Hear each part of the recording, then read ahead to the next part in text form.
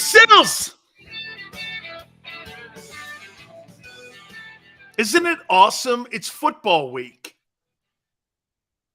We got the Hall of Fame game on Thursday between the Jets and the Browns. You know, I think a lot of people don't realize it, but most of the time the NFL tries to get teams that players are being inducted. It's induction weekend. Hall of Fame weekend. Our friend Jason Cole's going to join us. He's going to be at the Pro Football Hall of Fame this weekend, and he obviously is on the board that elects these great men, these 300-plus guys, and he'll be with us at 5:30 Eastern, and we'll talk a little bit about the whole process and predictions that we're going to have. By the way, we made Eagle predictions yesterday. We'll do NFL ones today. I want to make sure what I like to do, and I've always done this in my broadcasting career, I always go over some of the topics that we touched yesterday to make sure that they landed correctly. I've done that my entire broadcasting career. By the way, please hit the like button. What's up, everyone? I appreciate you guys. You guys are spectacular every day. You guys are making our show one of the fastest growing shows there is in all of sports. It is already one of the most watched shows in Philadelphia. Yeah, like, comment, and please subscribe to us. We really appreciate it. And for me personally, if you can do my Twitter page at Dan Sileo Show, I totally appreciate it because we go back and forth and we're following a lot of the news that's going on in the NFL. So let me hit on a little bit of what I said yesterday. And I want to clarify something, you know, because a lot of people are now over on my Twitter page saying, this is the same guy who said that Jalen Hurts would fail. How did I say that Jalen Hurts was going to fail when I picked you to go to the Super Bowl? Where did you tie that in? I didn't think he would grow as much as he did as a quarterback. But where did you come off thinking that I didn't think he was or the Eagles were going to have a good year last year? I was talking about an individual player that did something most players don't do, have a giant leap. And it was because of Hurts' growth himself. The Philadelphia Eagles didn't believe in Jalen Hurts last year. They didn't. No one in the market did. There was a completely different narrative. Some people make it sound like I'm the only one who didn't think this guy was going to be what he looks like he could be. Okay? That wasn't just me. Your general manager lined up 2 first-rounders to go get a quarterback. They weren't sure. They were not sure. They're totally sold because of the money they gave him. But then again, the one thing about the Eagles, they're not shy on giving people money. They gave Carson Wentz a bag of money. They were wrong there. You know what's crazy? You keep forgetting that. They were wrong. In the amount of money that they gave Carson Wentz, they were wrong. After a couple of years of success. And yet now you see something different. There is something different about Hurts compared to Carson Wentz. There is. I won't deny that. Okay? I will not deny that. And again, the predictions that I had with him, he'd never throw for 4,000 yards, he'd get hurt, came to be true. He improved a lot in his passing. He sure did. Not enough to make me sit there and go, he's one of the elite arms in the league. He's not. I don't care how you phrase it, how you place it, how you want to describe it, and how you want to make it up. He's not one of the elite arms. He's one of the elite players because of the uniqueness he has. I heard Brian Johnson talking about him. Q-Ball, how you doing, my man? Appreciate it. Okay? JM goes, he said Reddick would suck. Yeah, because I went along the lines of 2 other football teams that said he sucked. Yeah. 3 teams in 3 years. Now he's barking about being underpaid. Well, you found a home. It took you 3 stops, but you found a home. It's okay. Sometimes it takes that. He had failed in a team concept at 2 prior places, dude. Failed. Now, you turn it around and you go, Sills, or was it the teams failing him? Probably more there.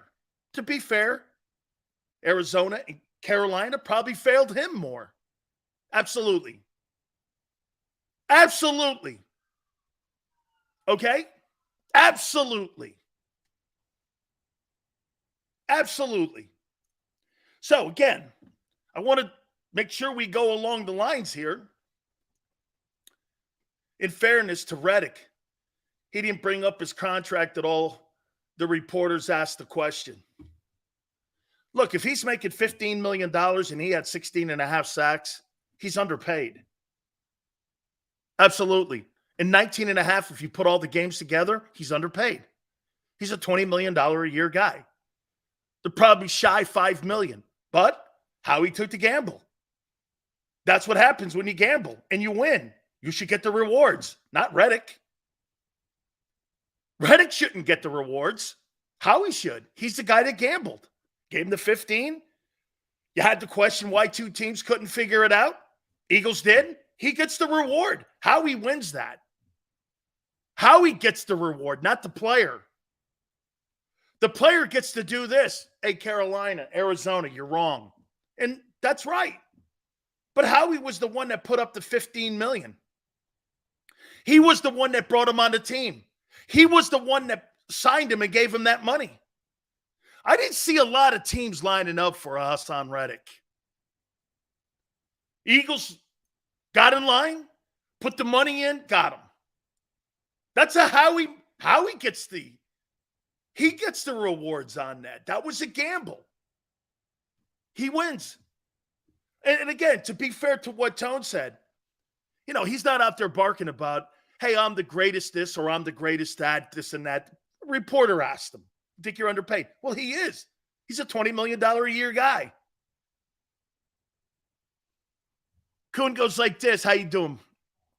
Didn't Hurts have the most plus 25-yard plays in the NFL? Yeah. And he still threw for 3,700 yards. One of the lower numbers in the league. That doesn't make you elite, dude. Threw at the ball 425 times. Today's NFL guy throws 650 to 700 times. He doesn't throw the ball a lot. There's guys in the league that had more completions than he had attempts. Think of that. He's not an elite passer. Well, and by the way, we'll see. We'll see. 1 year does not put you in a category where you go like this. That guy's got great arm talent. He doesn't. He's getting there. He looks like he's improving a lot. Again, that's not where I'm going here. I'm not going to get into that. Where I'm going here is I want to make sure we have a conversation again on Nicobe Dean, and I want to make sure it landed right. I said Nicobe Dean is going to be the reason that the Philadelphia Eagle defense has problems this year. It's not because I don't think the player can get it done athletically. I think you're just asking too much of him. I think it would have been more convenient to replace Kaiser White and then put Nicobe Dean in his place and let him at least taste action. Let him at least see how it is in game situation like they did with Seth Joyner. Instead, they're putting him in the middle of the defense, and he's never done it. Ever, ever. You're asking him. He'll be slow as molasses out there. It's going to look like a train wreck. My opinion. This is an opinion. You guys may be right. He may be the first middle linebacker I've ever seen. Go onto a football team and pick it up just like that and him understand that, get this, he's going to look like Ray Lewis out there, or he's going to, I don't even want you to look like Ray Lewis. Just look like TJ Edwards. Okay? Just look like TJ Edwards. That's really all I'm asking you to do. Tone goes, I agree 100%. They should have paired him with Edwards. This can go well or extremely wrong. Right. This is more about knowledge. than it is about ability. John Lynch told me something years ago. Do you know the best that you usually get out of a free agent when he signs to your football team is the second year? Why? Because that player understands and gets what you're actually asking him to do when it comes to technique.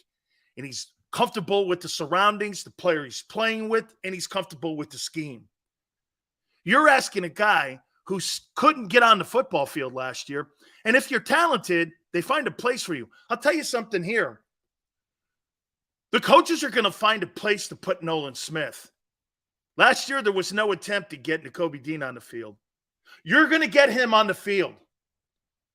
What they're saying about him, quickest start of anybody on the team, including Reddick. Well, I'm going to put that on the field. I'm going to put that on the field, okay? I'm going to try to find a place for Nolan Smith. So I'm looking for him to try to come up with a way Sean decided to get him on the football field. First rounders versus first rounders. What happened to Jordan Davis last year? He couldn't get on the field. Shit, they had to go get two guys at the ice cream stand to stop the defense and help the defense in the run defense. You would have thought that you drafted a one. That wasn't good enough. You were still bad against the run. You've been bad against the run for 2 years now. You really haven't addressed it. And now you're playing better teams. Again, I want to go back. We're getting off the rails here a little bit. Once again, what I wanted to say yesterday was this is not an ability issue here with Dean. This is about him being put into a situation where he can't win. He can't win this. Okay? He can't. He can't win this. There's not a chance. Hey, 160 tackles, not a chance in hell he duplicates what TJ did a year ago. TJ's first year, would he get 130 tackles? My God almighty, he won't come close to that.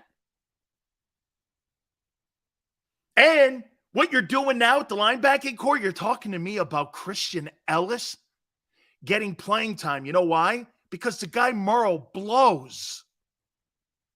The Eagles know they have a problem at linebacker. And the New England Patriots are going to attack that. It's funny. You know, you don't have to have the greatest players on the planet to play against bad players.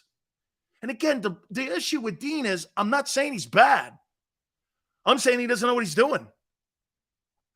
Oh, he's smart. It's got nothing to do with it. This is about game reps. Why do you think teams practice the same play over and over and over and over and over? And they just don't draw it up on a chalkboard or study it in a classroom. Why do you think they do that? Because they're trying to teach the player muscle memory, where you know exactly what to do at all times, and sometimes you don't even have to think about it. There's not a chance in hell that guy has that in him. He has no muscle memory, and I don't give a shit what he did at Georgia. Georgia, the SEC, and the SEC East versus the NFC East, that's like the moon and the sun. That's the moon and the sun. Okay? You don't have a linebacker or a safety right now that can cover backs. You didn't last year. Or an elite tight end. You don't. Darren Waller will kill your team if you don't get home. Will kill your Epps and Gardner Johnson had really great years. You've got to count on rookies and new dudes, okay, to cover that. I don't think you can. That's my position. And again, it's a prediction. I get this. I think the Eagle offense is going to be the best offense in the NFC. I think the defense is not going to be what you think it is. I think there'll be sacks, but I think teams are going to be able to run the ball and throw the ball on you, just like they did a year ago. Any elite quarterback that's ever played against that scheme last 2 years has owned you. Owned. Derek Carr owned you. Same fundamental system. Owned. Jimmy Garoppolo owned you. I mean, Tom Brady was like 88%. Who else was? I mean, even Andy Dalton. Dak Prescott, horrible year ago, was 78%. Come on, man. Come on, man. Let's be honest here. Your football team, that's why I picked them to win 11. I think you got an offense that could win 13 games. I think you got a defense would be lucky to be hanging around a little bit. And if you sustain any injuries, especially at corner, it'll be a nightmare. You don't have the depth on that team like you did a year ago. That's where I'm coming from.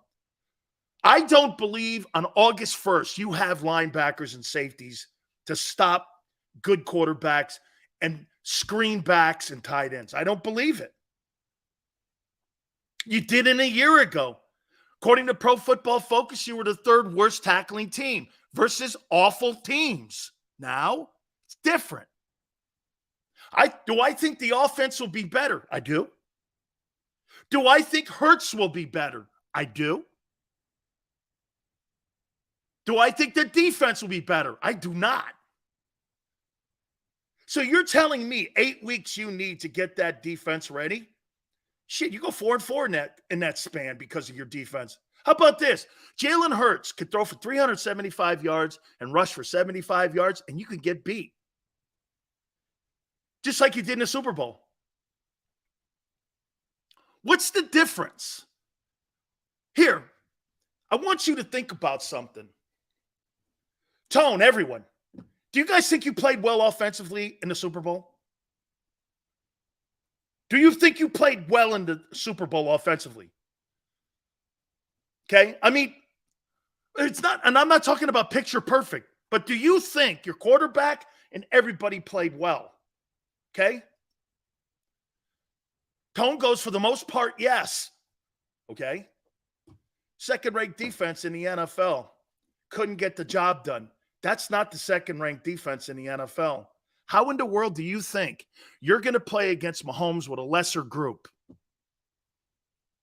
Where is your reasoning to that? You couldn't stop a guy. Allen is another guy. You're not stopping Josh Allen.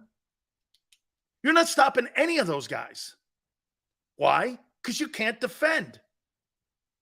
You can't defend tight ends and backs.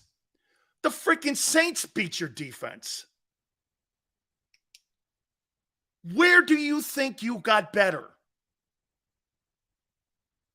You were the second-ranked defense in the National Football League last year. And you had some mix-ups and screw-ups in the Super Bowl, right? You're a lesser team. Here, for some of you out there who cry a lot, you're a lesser experienced team this year. And you're going to put a completely inexperienced quarterback on your defense in the middle at the mic. And you think you're better. Never happened. It's not common sense. It's not common sense. Okay? It's not common sense. You're thinking more with your heart and your onions than you are reality. And and watch this. I'm not telling you Nicobe Dean is not going to be a good player. I'm telling you, you're putting him in a situation where you are asking him to do so much and a brand new coordinator, like Tone just said. I think Tone's right. I think that defense is going to be hard to watch. I think they're going to run the shit out of the ball. Let me tell you how I see that New England game as of August 1. I think that New England game is going to be a close game, come down to the fourth quarter. The Patriots put it in the fourth, and they could beat them. Because you can't stop the run, and you can't cover. And they got a backup there who is kind of like Christian McCaffrey. You've never heard of him because you don't take the time to look at him. Last year, this guy had 500 yards receiving, 60 catches. You've never had a back other than Brian Westbrook do shit like that and get 1,000 yards and almost have 5 yards of carry. Who's stopping him? Nicobe Dean, good luck. Because they're going to attack him with that.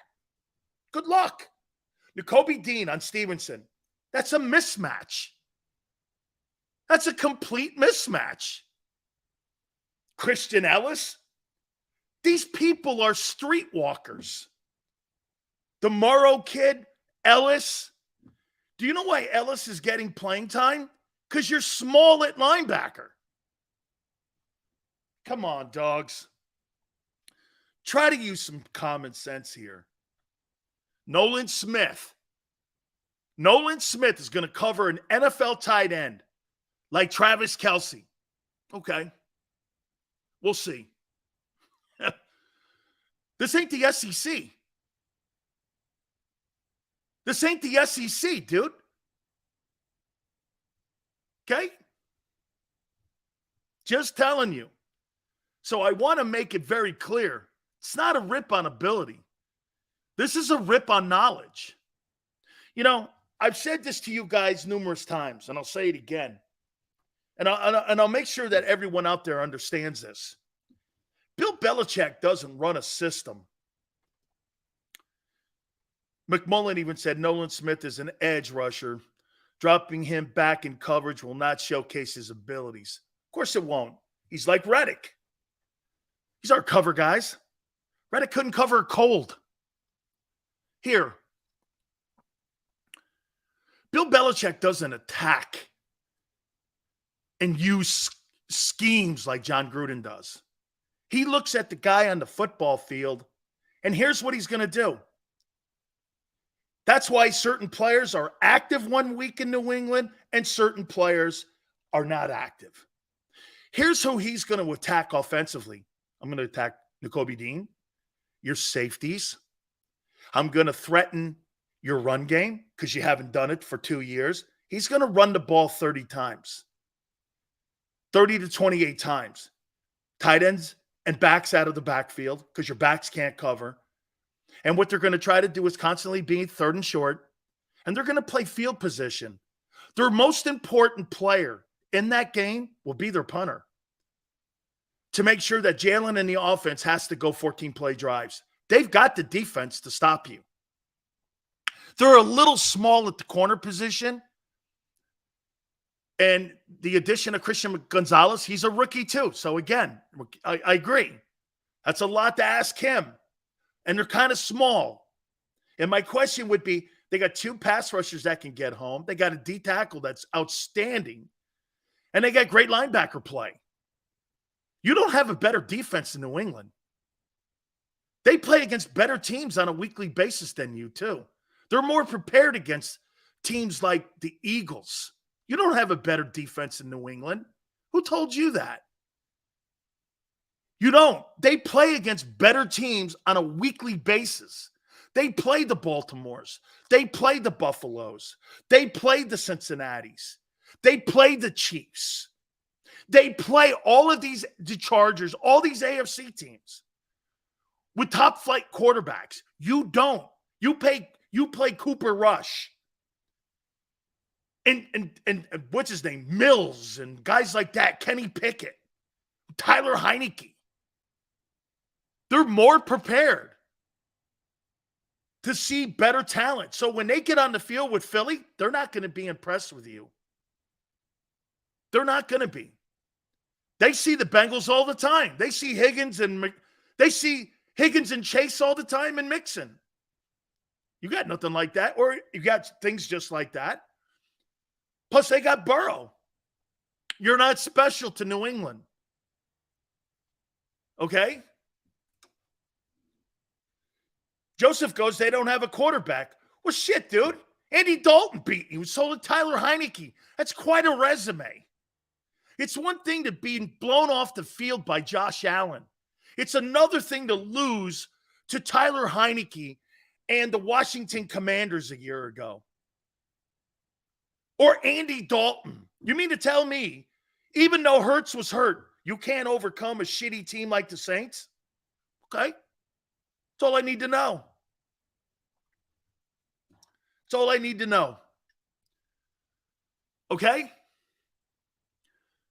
The defense, in my opinion, I said this one more time, and I'll say it again to you. I think your offense is the best offense in the NFC. And I think you're going to get to the NFC title game. Okay? I do. I think your offense is as good as it gets. I don't believe in your defense. Your 2023 defense, I'm not sold. I don't think you did enough on that side. What did you think you did enough? Jalen Carter, okay? Sidney Brown, Nolan Smith. That's not enough. That's not enough. That's not enough. You really think you've done enough this year in this offseason? What have you done? And I ask you this question again. What have you done to beat Mahomes this offseason? One thing you've done to beat Patrick Mahomes. You got less experience, and you may or may not be more athletic. I think you are. What have you done to beat Patrick Mahomes or any elite quarterback this offseason? Because you haven't beaten one in 2 years. Okay, Rodgers. In 34 games, you've beaten one guy. That's an elite arm. One. What have you done to improve that? Name me one quarterback in 2 years outside of Rodgers that you've beaten. That's one of the elite arms in the game. And you've got less experienced.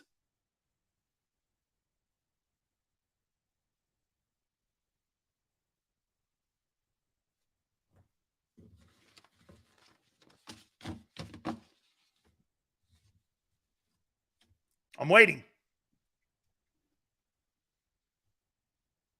I'm waiting. Because every time an elite quarterback steps on the field, he throws for some of the greatest completion percentages in NFL history. First year in this system, and the second year in the system. Look at the quarterbacks. Okay. Let's go to Brian Johnson, offensive coordinator. He was talking about Jalen Hurts today. I liked everything he said. And the key that you could possibly take away from here's the one thing that I took away from Brian Johnson, the offensive coordinator of the Eagles. He's doing it right. You can tell. I will say this to you. Tone, I'm going to pull back something here. If Brian Johnson didn't get the offensive coordinating job in Philly, somebody might have scooped his ass up. Because the way he talks and the way he observes the game and his background is pretty good. And here's where I am. He said something in I'm going to paraphrase it here. You know, Jalen's got a unique talent. He's got a drive and a will about him, about wanting to be better. Something to the extent I want to just get out of the way. That's such good coaching. I hate coaches that come in, and this goes into broadcasting too. You know, a guy will hire you, and immediately a program director will sit down with you and give you ideas on how he can improve the show, instead of just sitting back and shutting his hole. And then when things maybe not working, you add an opinion to it. But you don't do that prior to a guy having success and a guy who's had success that Jalen had a year ago. You sit back and just let it play out. He was also part of the development of Dak Prescott when he was at Mississippi State, and he worked with Dan Mullen. Dan Mullen's a pretty good evaluator of quarterback talent. I like Dan Mullen. And he was with him also with the Gators. And you can see that he understands how to build a boutique offense around the skill set of Jalen Hurts. He's not going to ask Jalen Hurts to do. Here was the stupidest thing. And you know what? I think this will be different than Shane Steichen. He's not going to tell a guy like Gardner Minshew to run Jalen Hurts' system I personally think Brian Johnson would have did something completely different for Gardner Minshew in those games that Hurts missed. But what did Shane Steichen do? And I disagree with John McMullen here on this. He said that Shane Steichen was one of the best play callers in the league. That's a lie. RPO is not play calling. It's decision-making by the quarterback. Now, you can structure a RPO system and build it, but play calling, the quarterback, how do you know what the play is when the quarterback has the ball in his hand and he makes the decision right there on the spot? You may have some plays that you may design in a shotgun or what have you, but RPO is run. Well, I'm not going to run it. Pass. You have the option. How do you call that? Run, pass option? Go ahead, Jalen. You make the call. If you call that play calling, I don't call that play calling. Okay? I agree with Maniac. I think last year's offensive coordinator award should have went to Jalen Hurts. I think Jalen Hurts was spectacular in his play calling and decision making. You saw that all year in his decision making. It was really great. And you listen to him, and he took a page from Frank Reich and building boutique offenses to skill sets of the quarterback. And he's going to sit back and let Hurts be Hurts. He's not going to, I guess what I'm saying here, right, Maniac, everyone? He's not going to overcoach Jalen Hurts. Jalen Hurts doesn't need coaching. He needs just to be refined and to continue to do the things and be challenged in practice for the team to continue to grow. That's how that team and that offense is going to get better.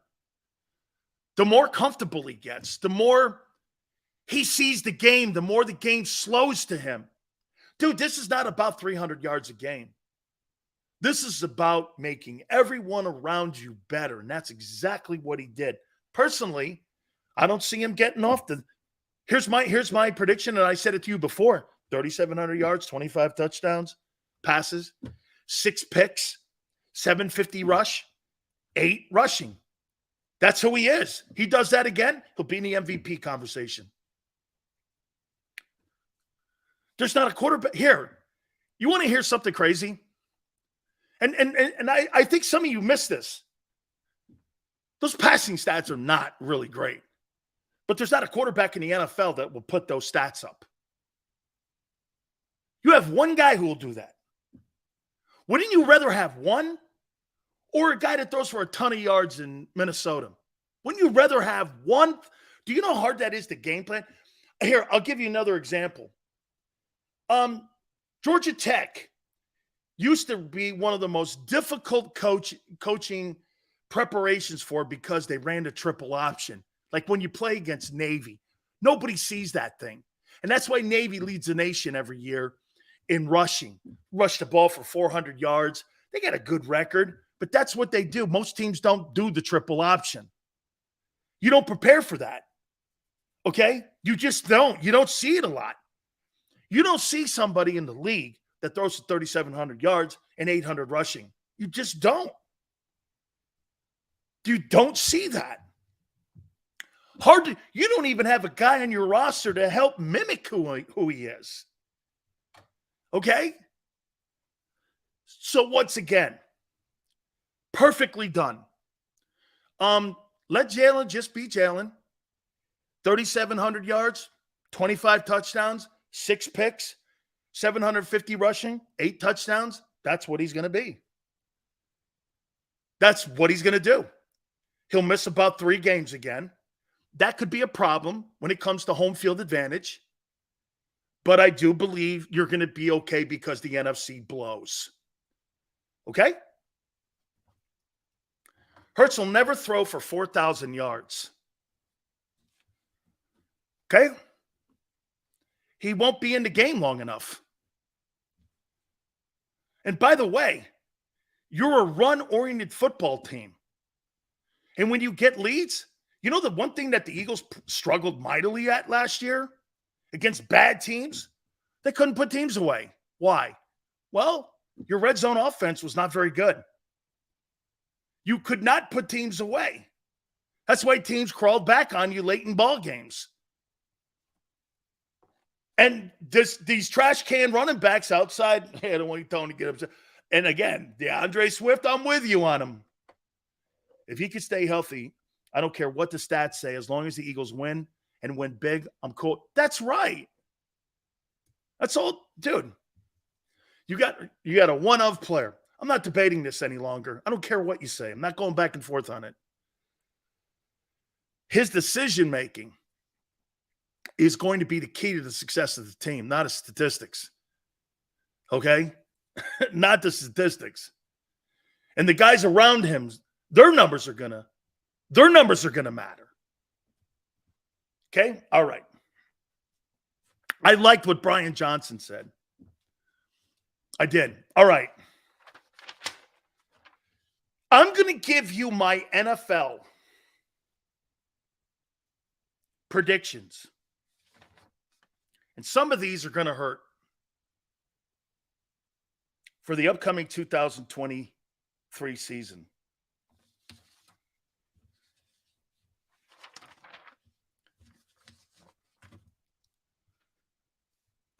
James, get ready.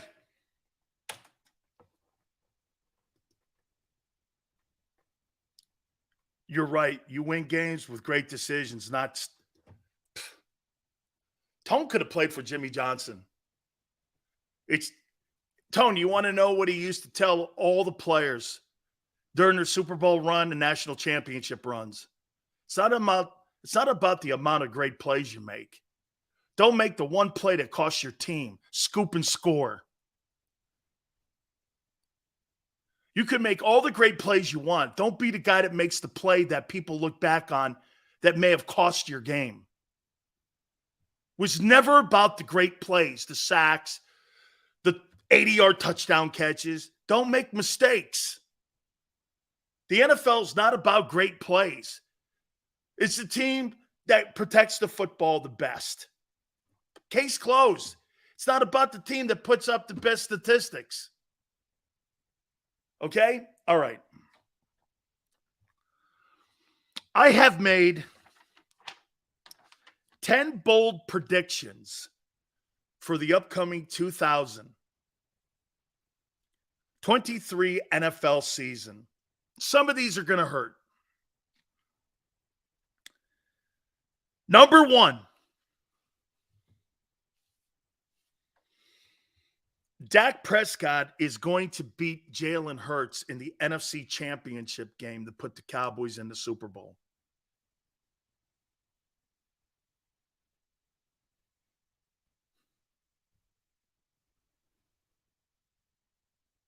Dak Prescott and the Cowboys are going to get to the NFC title game and beat you at Lincoln Financial.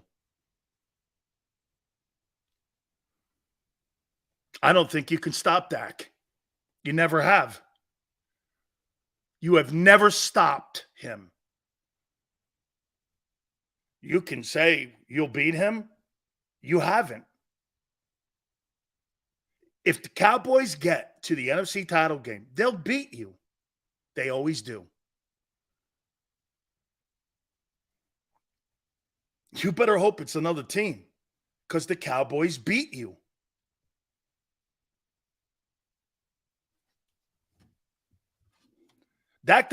Dak stops himself, Wake? When? Against you? He had 5 TDs last year against you. When? When?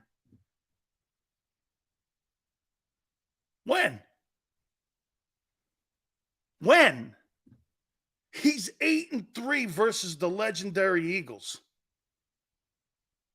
And if he happens to win both games, he'll be 10-3 versus you in a career. I hope you split. I hope you at least split. Then he's 9-4 versus you. I don't know how people look at the history of what he's done against you. He's thrown for 3,000 yards against you. He's at 68%, 66% completion percentage in all 11 games. He's thrown a ton of touchdowns versus you. He ate your defense up last year, and it was a bad year. I don't get it. Again, put your head in the sand. I don't care. Here's another one. Cowboys don't choke, Nick, against you. The Cowboys don't choke against you. They don't. The Cowboys choke against the Saints. Yeah. Other people, not against the Eagles. Kayvon goes, he doesn't even believe. How do you not believe what the kid's done against you? What are you talking about? What are you talking about? You make it sound like this guy blows against you. He doesn't. My God almighty. Do you really believe that you... How about this? Let me ask you this. Give yourselves a grade in how you've played against Prescott since he's been the starter in Dallas. I want to see this. How well do you think you've played against Dak Prescott in the Prescott era since he's been the quarterback? Give yourself a grade. How well do you think you've played? He's 8-3. But how well do you think you've played against him? How well do you think you've played against Prescott in those 11 games? Tell me. How well have you played against him? Can you? Or you can ignore it if you want. And I would too. How well have you played against Dak Prescott in the 11 games that he's played against the Eagles? How well has he played against you? Or, better yet, how well do you think the Eagles have played against Dak Prescott in 11 games that he has started against you? How well? Look at this. You won't answer it. You know why? Because you should be embarrassed. You can't answer it because it's the truth. Look at that. I finally found a question that Eagle fans won't answer. How well do you think your organization in the 11 games in the era of Dak, how well do you think you've played against them? Interesting.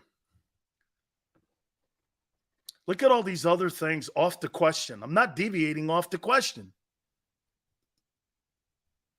If the games were a quiz, the Eagles took the quiz 11 times and only passed 3 times. Therefore, the Eagles have a 27% success rate on the Dak Prescott quiz. That's failing. You have failed the exam. Guys need some summer school. No. The reason I'm bringing this up, you're in here watching our show, making it seem that you have convinced yourself that you've played well against him when you haven't.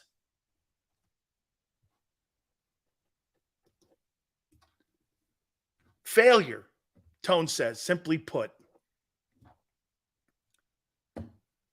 Cowboys get to the NFC title game, he'll beat him until proven otherwise. Dak is going to destroy that defense. You can put I'll tell you this. If Dak's healthy, I think he goes for 350 or more in both games.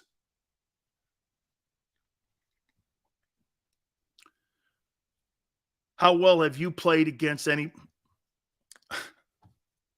I wasn't talking about me. I'm an Eagle fan, but I'm not blind, deaf, and dumb. Look at all these ridiculous off topic and off the question to try to go somewhere else with it. If Dak Prescott gets you in a football game in the last 11 ball games, okay, since he's been a starter, you have failed. You have failed. They won't make it, so we're good. Now, that could be. That could be. Ridiculous or true? 8-3. It's true. It's not. No. This is what you look at this. Nobody. Hey, what is your grade in those 11 games that Dak Prescott has played against you for your Eagles? F. F. What's your grade? Let me guess. A. A. S. Blunt sells. Dak is not the same decision maker. Well, he's doing something right against you. Says you got to remember, you're not talking to fans, you're talking to fanatics. True. You're right. So it's time to move on to number 2. Because I have finally found a question here that you guys can't answer. And even Kayvon can't do it fairly. He gave himself an average grade. He thinks the Eagles have been average versus the Cowboys in the Dak Prescott era when Dak is 8-3. That's not average. Average is 5-5, or I'll even give you 5-6. That's average. Not 8-3. Incomplete. What more do you want? You had 11 games. What are you talking about? We're not talking about 3 games here or 1 season. We're talking about multiple seasons. Hey, you could keep adding all the rest of this stuff that I didn't bring up. It's okay. I got my answer with all the reactions on how people are responding right now. You're cowards. You're afraid to answer it because you know I'm right. You got to beat Dallas again. This will always be the Chiefs game, the Bills game, all the rest of them games on that schedule. You've got to beat Dallas. If you beat Dallas, you will win the Super Bowl. You got to beat them. And in the Prescott era,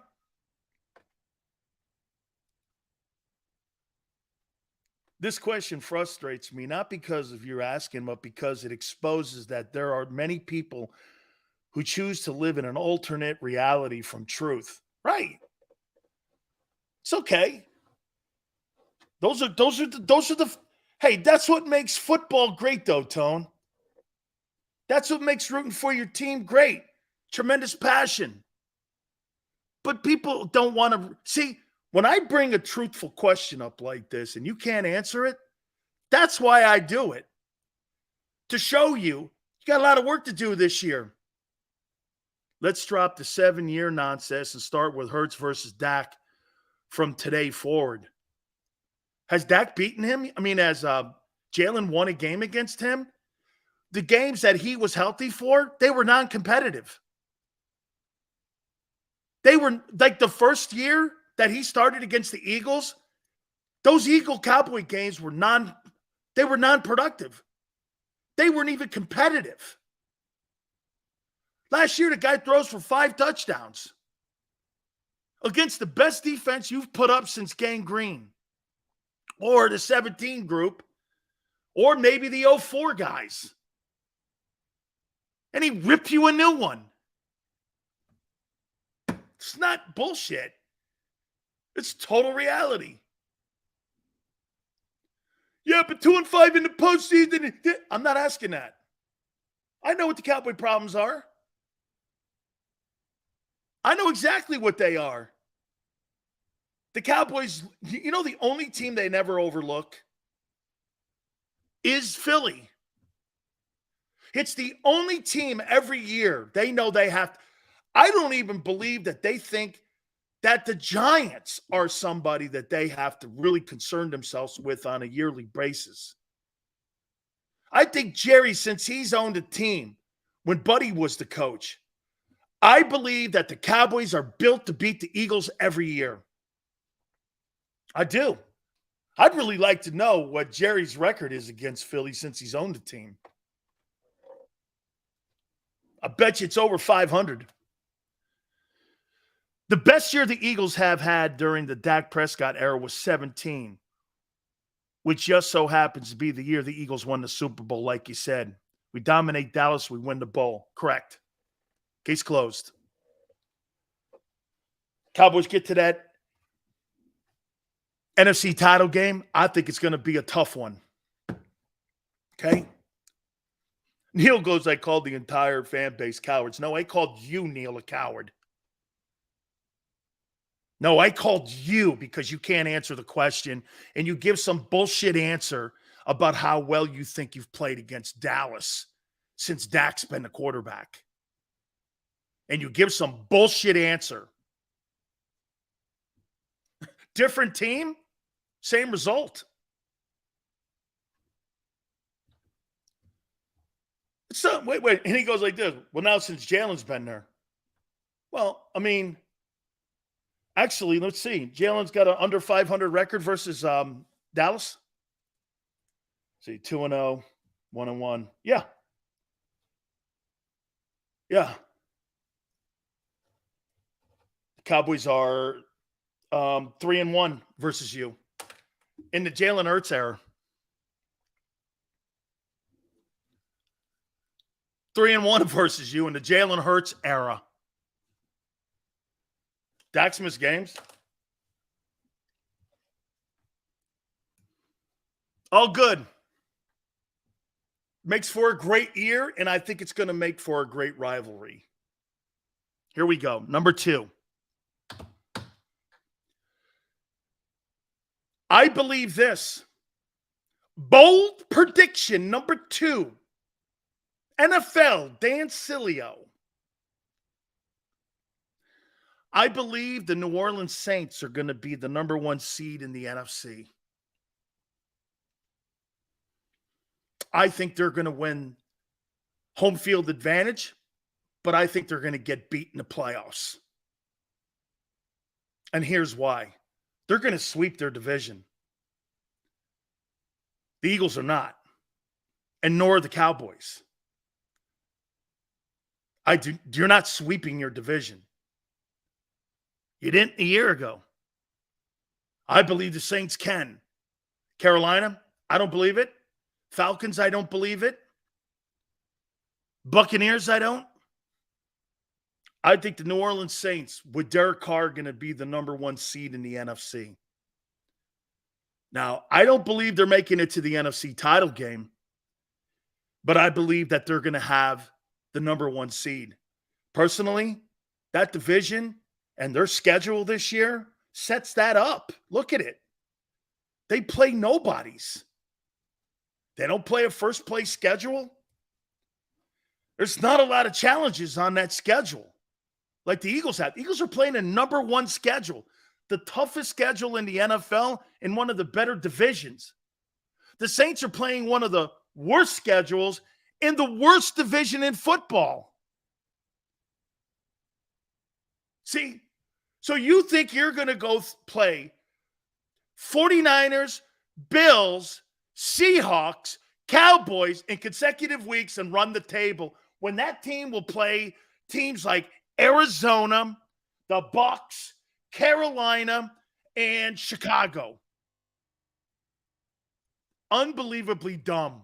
Once again, not thinking correctly. Okay? Jesus criminy. Look at who they're playing versus who you're playing. I mean, the NFC South is the worst division in football. And you're playing the number 1 ranked toughest schedule in the NFL, but you'll have an easier time of it than the Saints. Okay.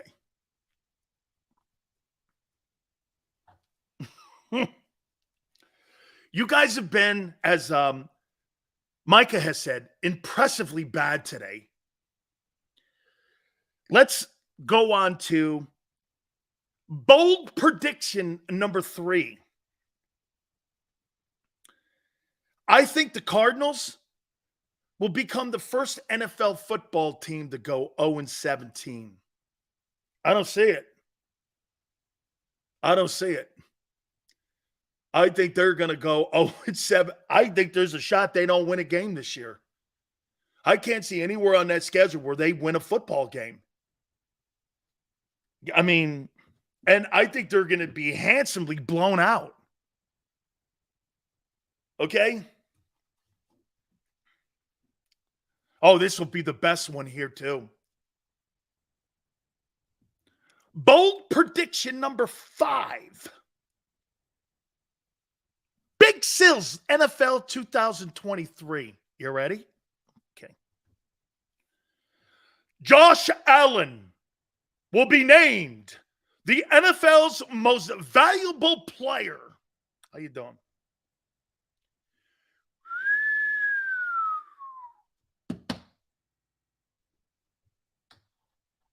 What a talent. Unbelievable talent. One of the best talents I've ever seen. Totally a great football player. Number 6. You're not going to believe this, Tone. You're not.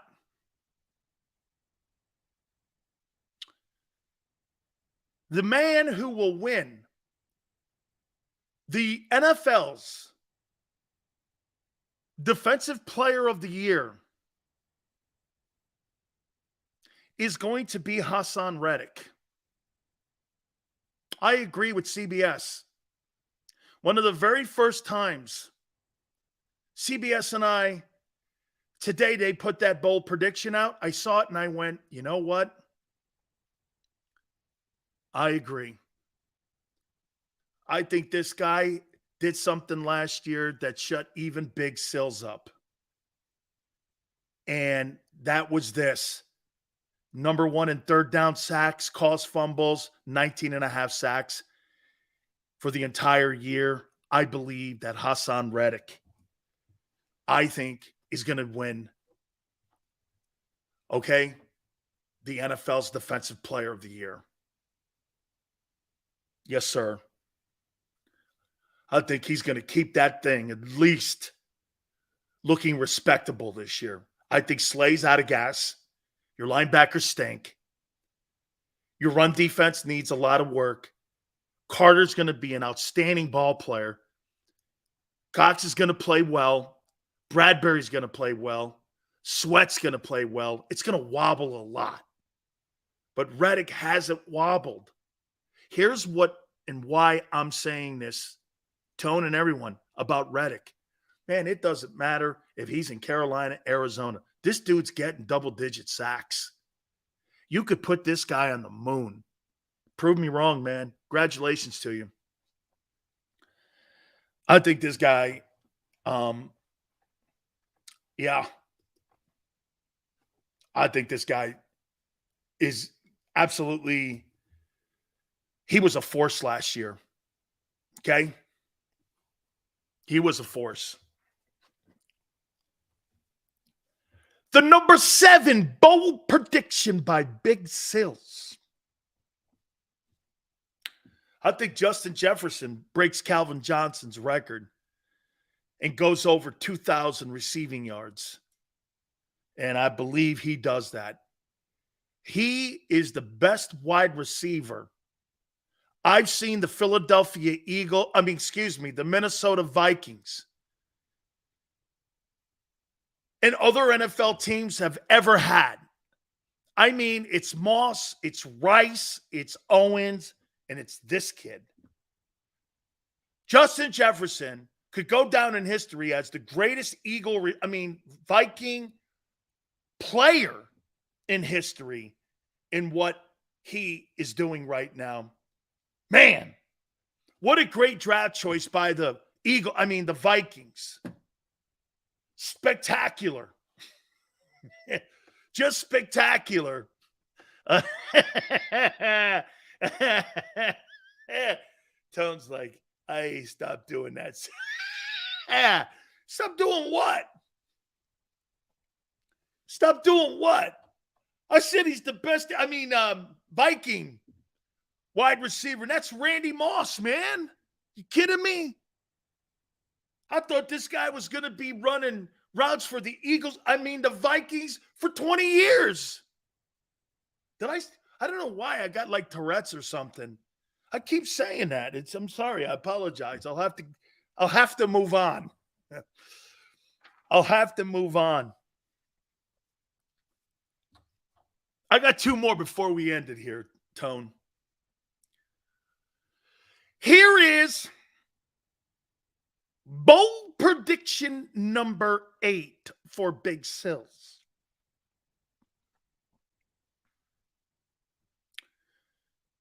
I believe this will be Bill Belichick's final season as the head football coach in New England. I think you better get out while you can, and you could call your own shot before people start wanting to push you out. You might want to give your audience just a little bit more than when you hate to stay too long, because you're going to be villainized if he stays too long. Does Jefferson win a Super Bowl with the Vikings? Good question. No way. No way. Bold prediction number 9 for the NFL 2023 season. I think the New York Jets are going to have the number 1 ranked defense in the National Football League. You know, you didn't hear me say offense. You heard me say defense. I think they have great corners. They've got good linebackers. They got an outstanding defensive line. Their coordinator / head coach, Robert Saleh, is absolutely awesome. Look at the job he did in San Francisco, and he's totally turned that thing around. I think the Jets are going to have the best defense in the NFL this coming season. Okay? Chris goes, you see Colin Cowherd called our O-line old. Well, that shows you what he knows. Most of the time, the great O-lines are older. Takes longer because there's more technique in the offensive line. You truly become a great O-lineman like you're 27 and up. Okay? I think the Eagle offensive line, that's not shocking to me. Old? They're old when they can't work. And they're old when they can't move people off the ball. They still move people off the ball. I'm not there with that. I have seen nothing. Kelsey doesn't even look old. And he's 35. Okay? I don't see it. Okay? And number 10.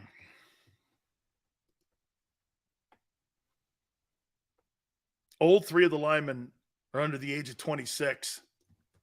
Lotta, Landon, and the right guard, right? Like it.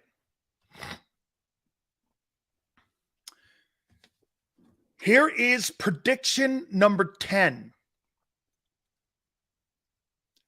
Bijan Robinson will be the offensive rookie of the year and the NFL's offensive player of the year with the Falcons. Man, that would have been great to have him in the backfield instead of the trash cans the Eagles have now. Could you imagine having somebody like Bijan Robinson on a rookie deal cheaper than what the guy in Carolina is getting? Instead, you guys go with the 10-headed horseman. We're going to recap when we come back out of the timeout. Ah, Bijan, baby. Could have had him. So you'd rather have Nolan. Wait a minute. So you'd rather have Nolan Smith than Bijan Robinson? Who would you rather have? Let's make that prediction. Who would you rather have, Bijan Robinson or Nolan Smith?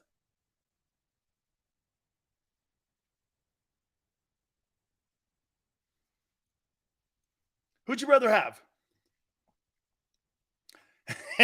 No, I didn't say Jalen Carter, because I'd rather have Jalen Carter over any of them dudes. No, Nolan Smith, of course you would. Of course.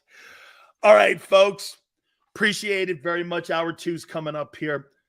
We are so proud to have Hooters, King of Prussia, as the proud sponsor of the National Football Show with Big Sills.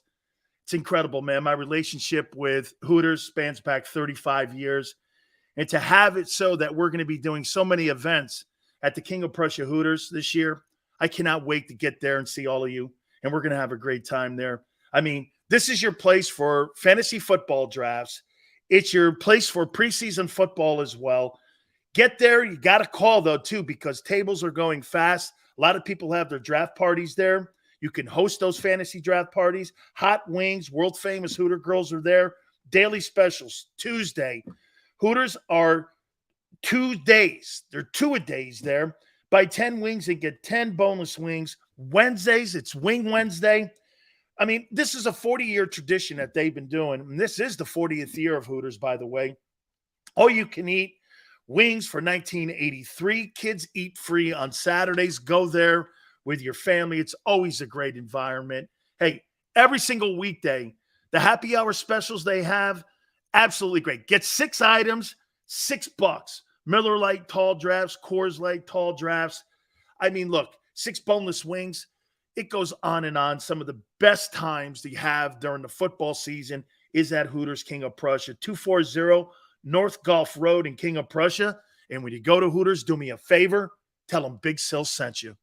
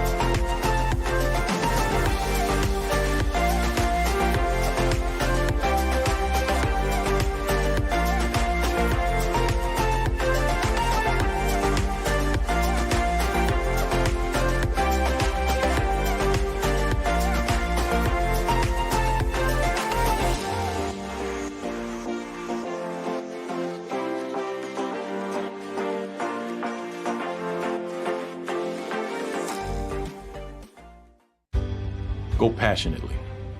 Go fearlessly. Go confidently. Go Birds!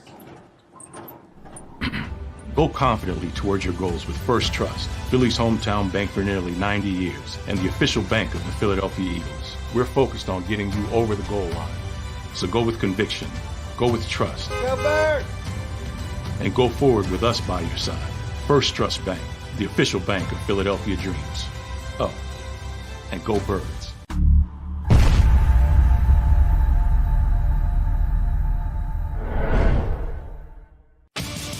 The greatest fans on earth. It's a bold statement, but would you expect anything less from Philadelphia? 58 years of heartache creates a toughness, a grit, a resolve not found in most. Sure, our prayers were answered, but now that we've had a taste, we're looking for more. Pondley Hockey, official partner of the Philadelphia Eagles. All right, did you know I was the Mommy Slam Dunk Champion? Really? Yes, really, don't sound so surprised. Let's see it. Oh, you're ready. All right, here we go. Let's hear the crowd. So go to right, go to left, fake a mom. Mama, go up, up, up. She did it. Again? You can't avoid gravity, but United Healthcare can help you avoid financial surprises by helping you compare costs and doctor quality ratings. United Healthcare. Uh-huh. EAGLES. Eagles.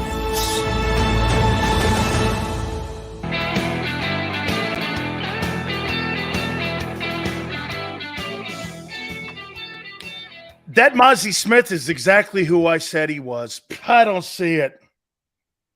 No way. No how. Watch just how he gets off the line of scrimmage. He's late. You hear what they're saying about Nolan Smith? He's got the fastest jump off the line of scrimmage, maybe of anybody in practice. That benefits you so much having that quickness. That guy has, like Micah said, he has no get off. He was getting annihilated in walkthrough. When you put the pads on, I said he was a third rounder. The Cowboys took him in the first round. I never saw it when he was at Michigan. I said the same thing, and I'll say it now. Boy, I'll tell you what, you took that dude in the first round, not a chance in hell. That guy's a first-round football player.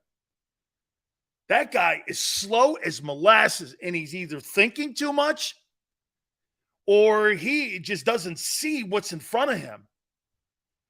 Dude, I'm telling you, those Big Ten guys, unless you come out of like Ohio State, okay, you're not good. Or it takes you 100 years to get your game going. I mean, Michigan D lineman. Okay, Brandon Graham, it took 100 years for him to be a great player or a good player. Who else? I mean, you really think that place produces really great NFL defensive backs and linebackers and D linemen? Who? I don't see it.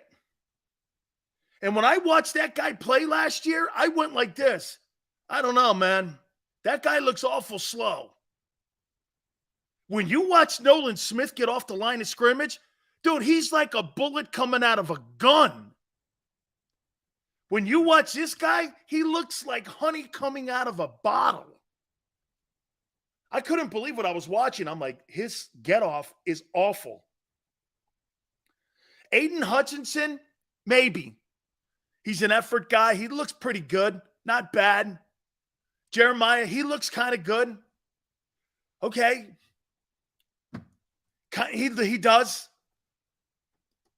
Whew. That's right. I love that. We got a new name for Mozzie Smith. His name is Winnie the Pooh. No, I should call him Winnie the Glue. Dude, this guy's, he's slow. He looks like a turtle. You know what it mimes? I think I'm watching like the NFL highlight reels back in the day. You know, all you need is like the music. This guy Mozzie Smith is a bust, I'm telling you. He's got it written all. I don't even look. This is why you don't say that with Jordan Davis. He's fast, he's quick, he's strong, he's big, he's powerful. Shit, my problem with him was where he was drafted, not if he's an NFL player. My problem with Mozzie Smith is if he's an NFL player. Winnie the Pooh. Mozzie the Pooh Smith. Holy piss. Is that guy, he doesn't look it, man. You know, there's certain dudes, man, you sit there and you go like this. No. No. We took Winnie the Pooh in the first round? Yeah, like 26th. What? Yeah. There's your heir apparent. There's your great defensive tackle. That's your next Randy White. Winnie the Pooh. Holy cow, man. Jesus. Mozzie Smith. He's built like he looks like a turtle. Neck small, reach is small. Guy's blowing him off the ball. If you turn him over on his shell, he's dead. He looks like a tortoise. My God almighty. Landon Dickerson and Jason Kelsey, they're going to turn that guy into a flapjack. Bang. Hey, here's where I'll use it. Hey, Jason Kelsey versus Winnie the Pooh, Mozzie Smith. Game. Yeah. Huss, you better get lower, man. This guy's getting blown off the ball. Have you ever beaten a double team?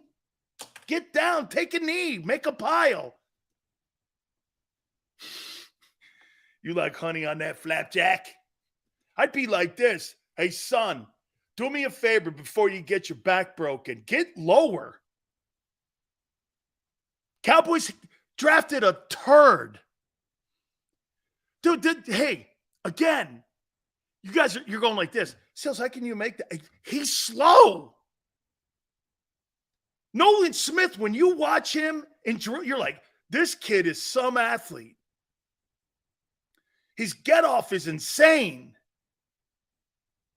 His presence. I watch this guy, Mozzie Smith.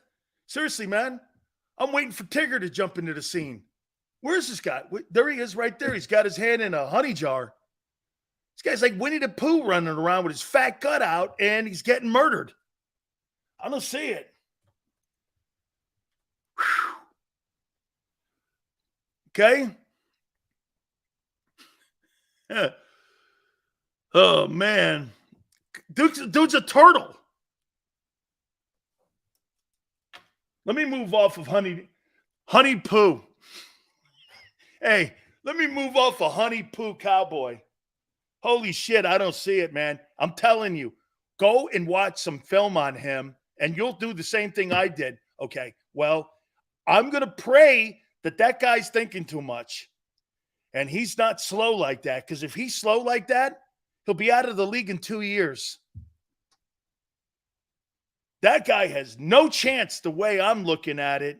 I don't see it. I thought he was a third rounder then. And when I see him now, I'm even more convinced I'm not even sure he should have went in the third round. That don't look very promising in Dallas. So you missed on your one, and you bitching with Zach Martin. May have to revamp. By the way, I'm going to go back over my bold predictions. And some of you get a little bit bent over. Love it. I'm not concerned about Damar Hamlin. Let him do what he wants. Let me say this to you, and I'll say something that none of you will say. If I were to die on a football field, and I'm only talking about me, or you get CTE, or you have any kind of issues, and all the things you have done in your life as you get older, CTE, whatever, have you ever heard a player say he wouldn't do it again? Have you ever heard him say, I wouldn't have played football again?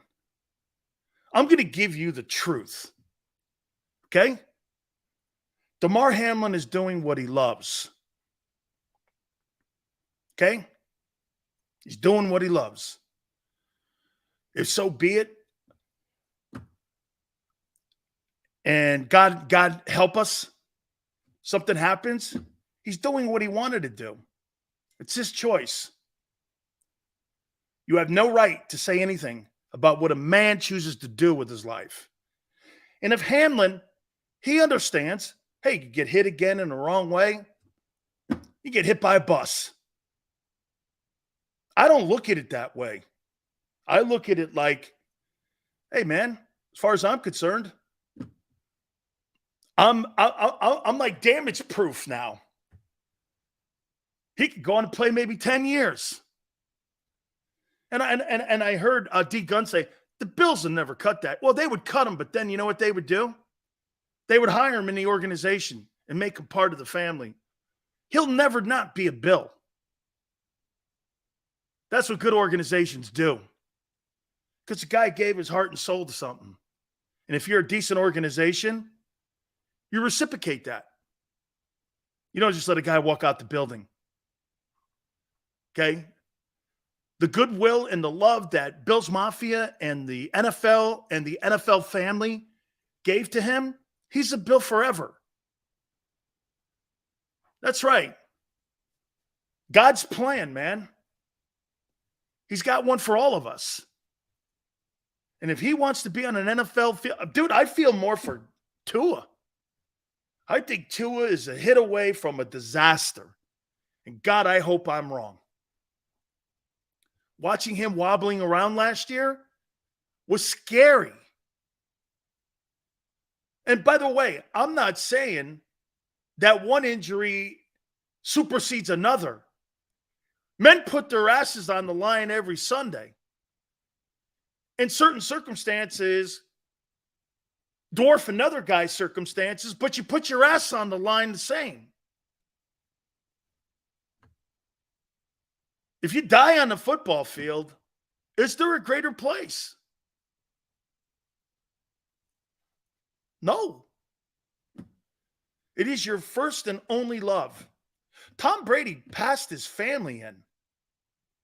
People give their limbs to play in that sport. Most people think it's about cheerleaders and paychecks. It's not. It's more to it. Put your heart, your life, and your soul on the line every time you step on a football field. Every single time. Hope Tua has a long career. So do I. I hope he has a long, productive life. Hey, man, I'll never tell a player like Damar Hamlin, hey, maybe you shouldn't. But I have no right to say that. No one does.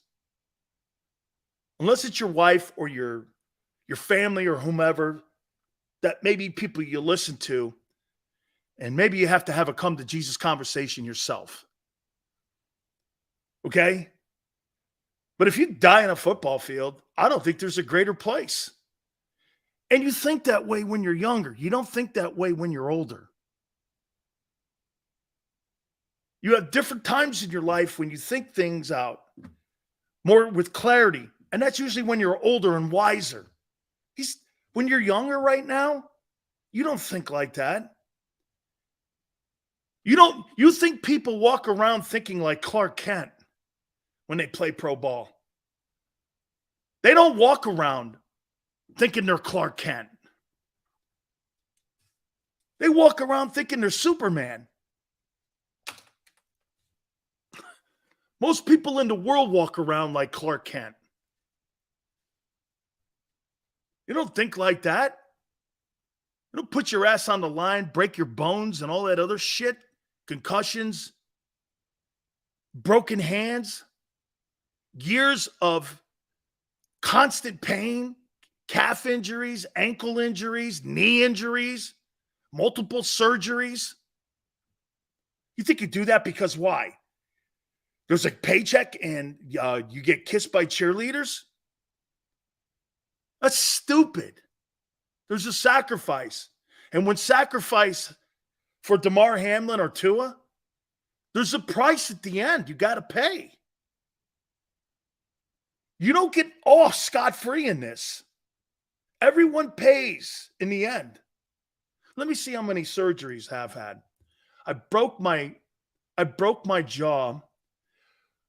I've had 2 surgeries on my elbows, both of them. I've broke every finger. I've broke my left wrist. I've had 2 knee surgeries, 3 scopes. I've destroyed my calf. I broke my ankle. I broke my right foot. That's just me.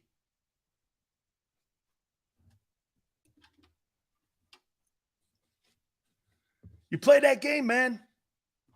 You give something to yourself up every single day you play. So, Damar Hamlin, good luck to you, man. I'm pulling for you. And I'm rooting for you like I am Tua. I'm rooting for those men. Okay?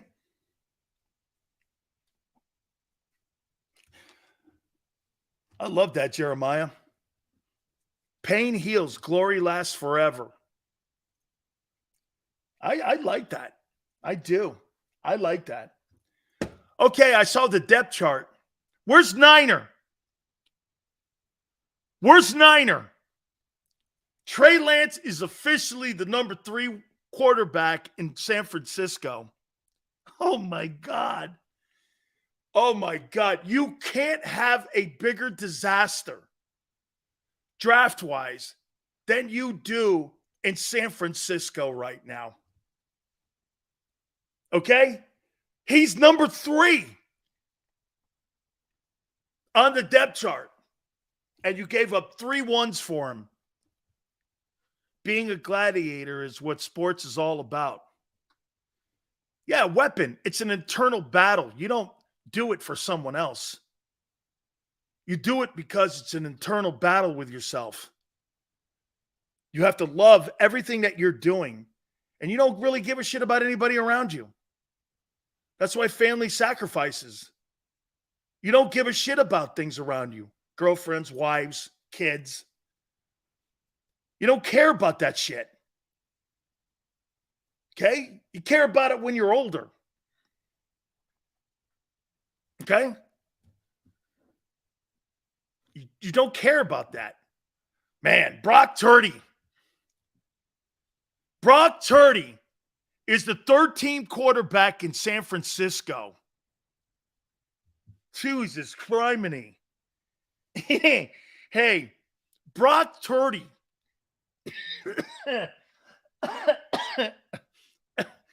I'm sorry, man. He's the 13th quarterback. Hey, by the way, I'm hearing Marcus Mariota stinking the joint up for the Eagles. Better not let Jalen get hurt. I thought Mariota was going to be an upgrade, but from what I hear, he sucks. So, and he sucked everywhere he was. But hey, he'll be good in Philly because you guys say he will. And when he gets into a game, he'll just turn that switch on and he'll be Mariota, Oregon Duck, right? Okay. Maybe you need to go get yourself Nick Foles. Why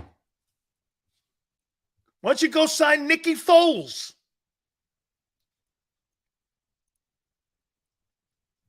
If Mariota's not looking that good,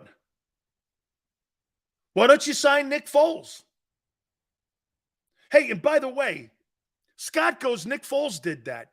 Yeah, but if Nick Foles sucks in practice, I'm going to pull the Super Bowl game film out.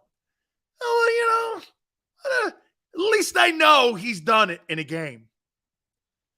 I'm going to, hey, Nick threw 3 picks in practice. Yeah, it's all right. Why? I saw what he did against Brady. He gets a hall pass. I wouldn't be surprised if Howie pulls the plug on Mariota before week 1. Damn!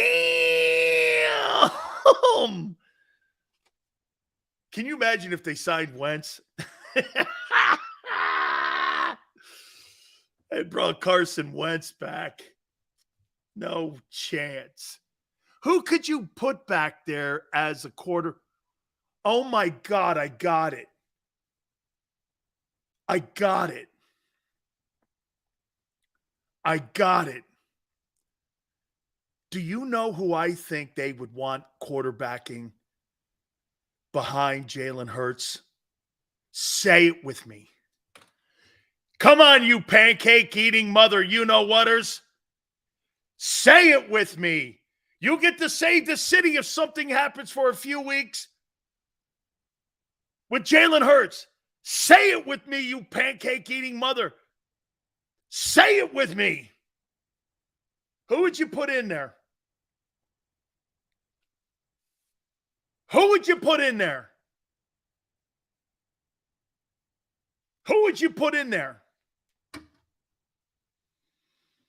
I got just the guy, and I think he'd be great. Uh-oh, here comes Tone. Is Teddy Bridgewater available? Is he? If Teddy Bridgewater's available, that might be a better option. Is Bridgewater available? Nah, Cam. Nah.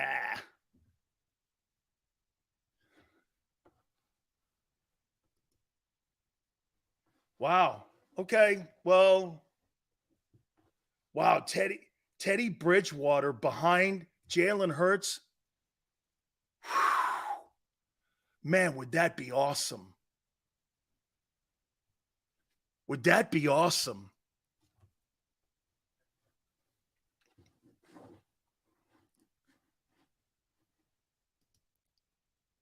Outside of Wentz, he may be the best quarterback on the market right now. This is a little bit out of the box here.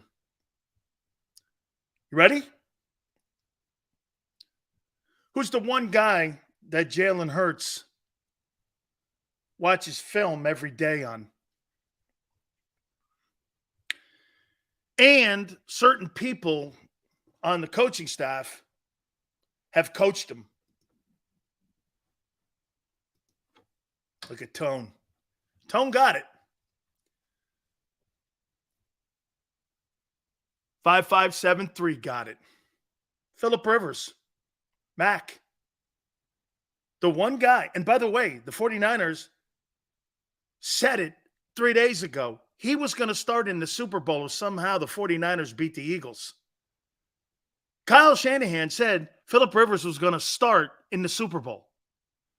That they were going to bring him in and start him in the Super Bowl versus the Kansas City Chiefs. He said it personally. There's been a lot of teams that have tried to get him. Chicago tried to get him. He doesn't want to do anything like that. But because of his relationship with Nick Sirianni, both with the Chargers and in Indianapolis and with Frank, why not? Can you imagine Jalen Hurts, his favorite quarterback? He told the Mannings on that Monday night broadcast.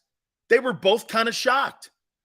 The guy that he talks to every month, the guy he watches on film every week, are Phillip Rivers tapes. Would Phillip Rivers want to sit there, maybe go for an NFC championship? Do I really think he'd come out of retirement? For Nick Sirianni?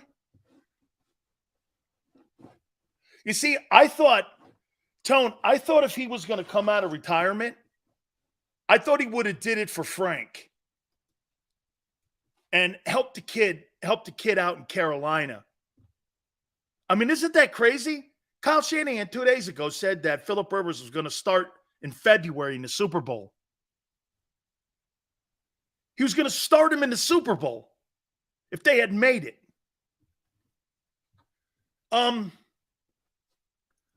Plus, can you imagine running off the field if you're Jalen Hurts and the guy that you are trying to emulate throwing the ball is sitting there talking to you? What'd you say? Do you imagine how much help that would be? Having a guy like Rivers and Sirianni and Johnson talking to Jalen Hurts? Wow. That would be awesome. What a classroom that would be, just sitting there listening to that.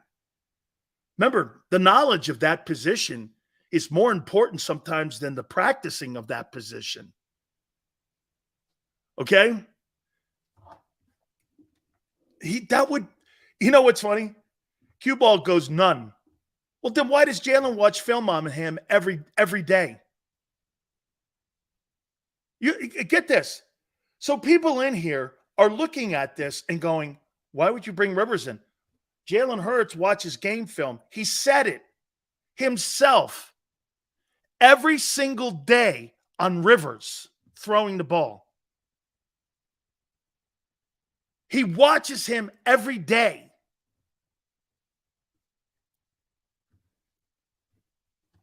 And you got a coach in San Francisco who's going to start him February, March, April, May, June, 6 months ago. 6 months ago, Phillip Rivers was going to get a chance to start in the Super Bowl.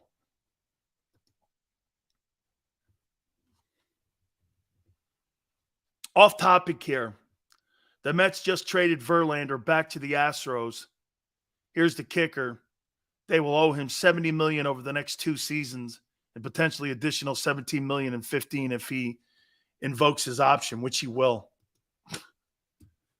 Hey, man, what you need to get is a lighter and a trash can and put all the money in the $360 million that the Mets spent and just burn it. And just burn it. So I thought that was interesting there. Again, so Marcus Mariota's not making it happen. I like Teddy Bridgewater. That's more realistic, but that may cost you some money. Okay? Okay? So, and if, and Sirianni and him have a spectacular relationship. And I think he probably, then again, once again, and he lives like in Alabama now. So I thought he would have maybe come out of retirement to go help the kid out, Bryce Young, Carolina with Frank. But I don't know. Okay. So, okay. Let me get back to the predictions here. I want to recap them. I said that Dak's going to beat Hurts in the NFC title game. The Saints will be the number 1 seed in the NFC. The Cardinals will go 0-17. The Packers will have the 2nd worst record in the NFL. Josh Allen will be your MVP. Hassan Reddick is going to win the NFL Defensive Player of the Year award. Justin Jefferson is going to go over 2K. This will be Belichick's final season in New England. The Jets are going to have the number 1 defense in the NFL. And Bijan Robinson, the man I wanted, will be the Offensive Rookie of the Year and the NFL NFL Offensive Player of the Year. Damn, you could have had that guy on your offense. But you took Nolan Smith instead. I don't know. That's all right. I'd rather have Bijan, but hey, you took Rashad Penny and them other dudes. We're good. Now, which one of these predictions did you least like?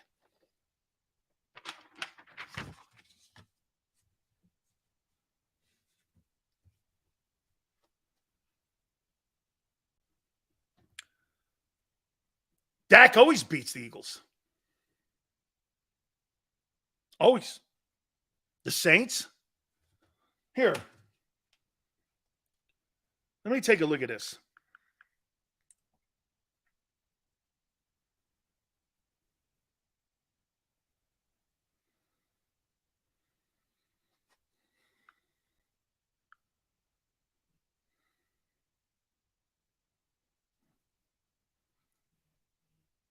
Here we go. Okay. New Orleans Saints schedule.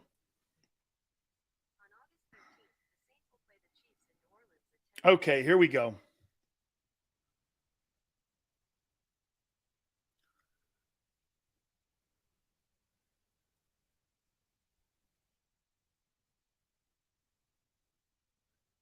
Whew. Okay, hang on. The Saints play the Chiefs. Is that right? No, week 1. Aren't they playing the Lions? No. It can't be right. Does Kansas City and the Saints really open up? Here's the 2023. Oh, no, here we go. Okay, here we go. That's preseason. Here we go. The Saints will play the Titans. Win. The Saints will play Carolina. Win. The Saints will play Green Bay. Win. The Saints will play The Bucks win. Right there out of the gate, you're 4-0. The Saints will beat New England. You're 6-0. The Saints will play the Texans. You're 7-0. You lose to the Jags. Okay, you're 7-1. You play the Colts. You're 8-1. You play Minnesota. I'll give the Minnesota Vikings the win. You're 8-2. The Falcons, you're 9-2. The Lions, 9-3. Carolina, 10-3. The Giants, I think they're better. You're 11-3. The Rams, you're 12-3. The Bucks, you're 13-3. The Falcons, you're 14-3. How you doing? That's the easiest schedule in the league. And by the way, let me ask you this. You think you got a better defense than the New Orleans Saints? Do you really think you got a better defense than the Saints? I do not. Not with Dak throwing all those interceptions. Really, weapon? He threw 5 touchdowns against you last year. Dude, you missed the point, as every Eagle fan does. He kills you.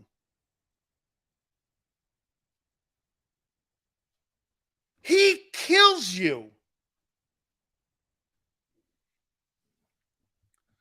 That Saints team came in with old Andy Dalton, the red-headed rifle. And you couldn't overcome the old Gardner Minshew. You blamed it all on him. Well, somebody played defense too. I don't remember Gardner Minshew playing defense. So wait, Jalen's not on the field. You can't beat the Saints? Oh, you'll have a tough putt this year if that guy misses any games then. Won't be Marcus Mariota helping out. Yes, sir. Yeah. Everything I said about the Saints is in their grasp. They don't play anybody. They got a good defense. And they got some talented what? They got some talented players on offense. And they got a quarterback who has done things no quarterback in Eagle history has ever done. I know that kills, doesn't it? He played in the AFC. He's going to come into the NFC and do what Brady did. You know, when you're in the AFC, you got to play against good teams and good quarterbacks and good coaches. When you come to the NFC, you don't. It's the JV. He's taking a step down. It's like going from the SEC to Mountain West Conference. Andy Dalton beat the Eagles. Whew. Swallow that. Jalen owns the Saints. He did? Does? Oh, yeah, that's right. That first thing. Oh, yeah, he owns them.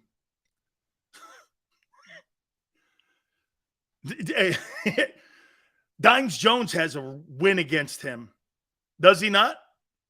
Dimes Jones. Daniel Jones has got a win against Jalen. How you doing? Andy Dalton. Andy Dalton, man. You bet. I think the Saints, I think they're going to win top seed. I don't think they're going to do anything in the postseason, though. And hey, and for the record, I want to make sure I validate that with what I said about Andy Dalton, or excuse me, not Andy Dalton, but Derek Carr stats. So let me ask you guys this. You guys think Jalen Hurts is a better quarterback than Derek Carr?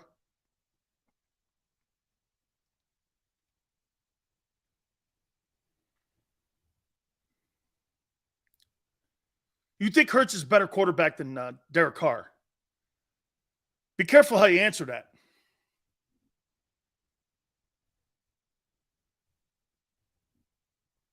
Sal goes, absolutely. Let's take a look at that.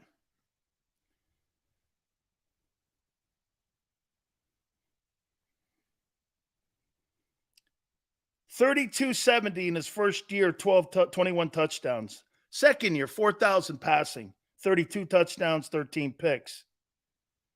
Third year, 39-37, 28 touchdowns, 6 picks. Fourth year, 34-96, 22 touchdowns, 13 picks. Year 5, 4,100 yards passing, 20 touchdowns. Seventh year, 4,100, 22 touchdowns. Ninth year, 4,900, 23 touchdowns. Last year, only played in 15 ball games, didn't play the final 3, would have had another 4,000. 35 touchdowns and 24 touchdowns. We'll see. And he played in the AFC. Sills, do I think that Hurts is better than anybody? I don't know yet. No. He's only played 1 year. Hey, watch this. Do I think Trevor Lawrence is better than anyone? No. Do I think that Justin Fields is better than it? No. Do I think Burrow is? Yes. Do I think Allen is? Yes, because he beats all those good ones. Do I think Lamar is? Yes. Because there's sample size. Yeah, no, I don't. No, I do not think that Jalen is better than a lot of guys in there. I think he's got a lot of talent. To sit there and for me to say 1 year that you're better than Aaron Rodgers is a joke. There's mountains of sample size with guys who have done it consistently year in and year out. Plus, it's a team sport. 1 year don't make you better. Like I said, Hurts is going to be this. 3,700 yards, 750 rushing, 25 touchdowns. That's who he is. He's not going to do any more than that. Technically, Burrow and Hurts were in the same draft class, but he does have matchups to prove how good he is. Yeah, Joe Burrow beats Mahomes. Josh Allen beats these other guys too. Your guy doesn't beat any of them dudes. Well, he plays good. I know. Something, though, always comes up with the L versus them dudes. Like I said, 2023. No, I do not believe that. I think he's overhyped a bit. And the only reason I think Jalen Hurts is overhyped a bit is because he's got such a small sample size. It's not a rip. It's actual fact. You want to call a guy an elite ball player. Hey, look, I argue with this, and you guys are right. Can you call Sauce Gardner the best shutdown corner in the league? I don't think he can. I don't think he can. I think he's really good. But do I think that guy's an elite corner? He's got all the makings. I think Sauce Gardner and Jalen Hurts are a lot alike. You keep doing it over a period of time, you are going to have that said about you. That you're in that conversation with more sample size. Like, I can't sit here and go, so surely you think Sauce Gardner's the best lockdown corner in the league. I go, off of 1 year? No way. No way. Who'd you play? What were they trying to do in ball games? One season does not crown you in any sport, but only in Philly. You tried crowning a guy too soon, and you got egg on your face. Does this look different? Yes. You see, all the things I'm saying are true. It's 1 year. I don't crown people like that. Now, look, when I look at Josh Allen or Justin Herbert, they throw the ball better. They're better passers of what the game is today. They look like today's game. I'll tell you this. The running quarterback is elbowing his way into the league now, though. Like Bruce Arians said, I happen to agree with that. The league sort of crowned Sauce Gardner All-Pro as a rookie and Defensive Rookie of the Year. But I would say this to you, Tone. Don't you want to see him put up Stephon Gilmore and Darrelle Revis kind of years before we start going, guy's the best player at his position in the league, and he was a rookie last year? I think Jalen's in the same conversation with that. Come on, man.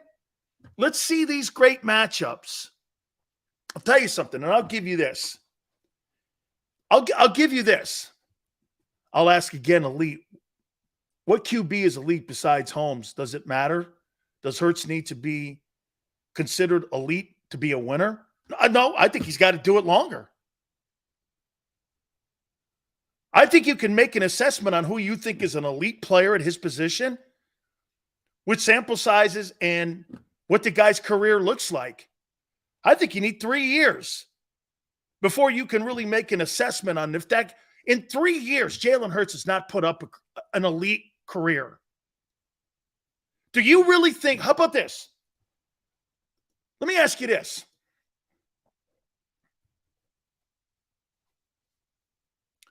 You think Jalen Hurts is 3 years, he's put an elite career up? I certainly do not. That's why I'm always confused when we're talking about who's the best. We are talking careers or the previous season. Now, that's a different conversation, Tone. Who's coming off a great year? Jalen Hurts. Who's the better players at their positions right now? Well, he ain't one. How could he be? Here's the guys who have been the best over the last, let's go 3 years. Burrow, Mahomes,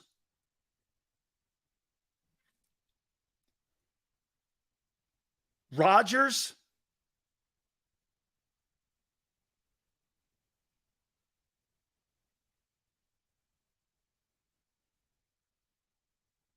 I don't know if I could put Dak in there. I don't think so. Here. That's a good question. Over the last 3 years, who are the best quarterbacks in the NFL the last 3 years? Hurts ain't one of them. And that's usually what you need when you come to an evaluating a player.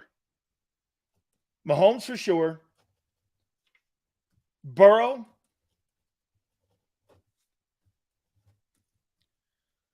Rodgers. I don't know. Would you put Lamar Jackson in there?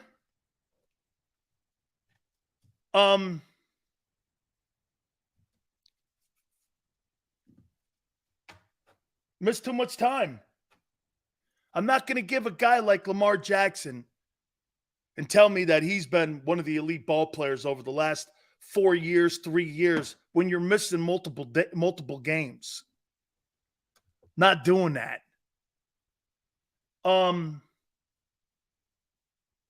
Rodgers, Burrow, Mahomes. The kid Allen's won a ton of games. Hey, he looks good every year. You know what's funny about him? Jalen's getting better, and he won how many games last year? 14? You guys ripped him a new one, and he won 13, and they had that game with Cincinnati called, and they still were 13-3. You imagine when he straightens it out? Okay? Burrow's played 2 full seasons, but okay. Jalen Hurts has played 2 full seasons too, but okay.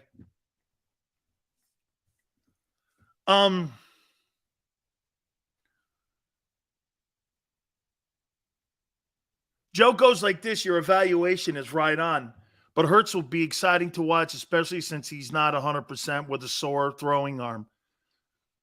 Well, Joe, that's part of the process when you're a dual threat quarterback, though, like that. Okay? Hey, Hey, Tone, did I miss 5573 super chat? If I did, I apologize. Or Kuhn, if I missed your super chat for $10, I apologize if I did. Herbert blew a 27-point lead. Stop talking about him. Justin Herbert throws the ball better than your guy, and he's more in tune with today's NFL. Don't kid yourself.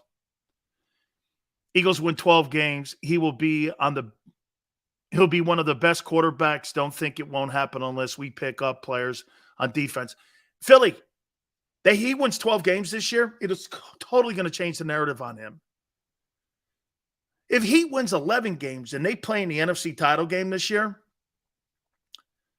I will totally, without a doubt, tell you that, hey, now we're looking at consecutive years of great ball. Don't you want to see that yourselves? Didn't you guys get burned before? Hey, Jalen Hurts can be a good guy and have a bad year. What are you going to do then? Oh, shucks. I wouldn't get too tied into good guy stuff. See, that's the thing. Why is Burrow in there? He's gone to 2 AFC title games in a row. I don't know. He's never looked bad on an NFL field. Your guy didn't look hot in his first year starting.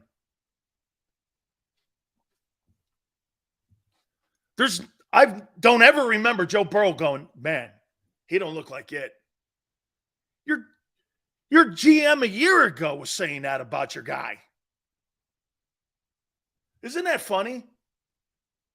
12 months ago, your general manager was saying the same thing about Jalen Hurts. But somehow magically, because he had one good season, you guys are now in a conversation where you think he's Joe Burrow and he throws the ball like the rest of those guys in the NFL. The Eagles just caught up with the NFL offensively. Do you know that?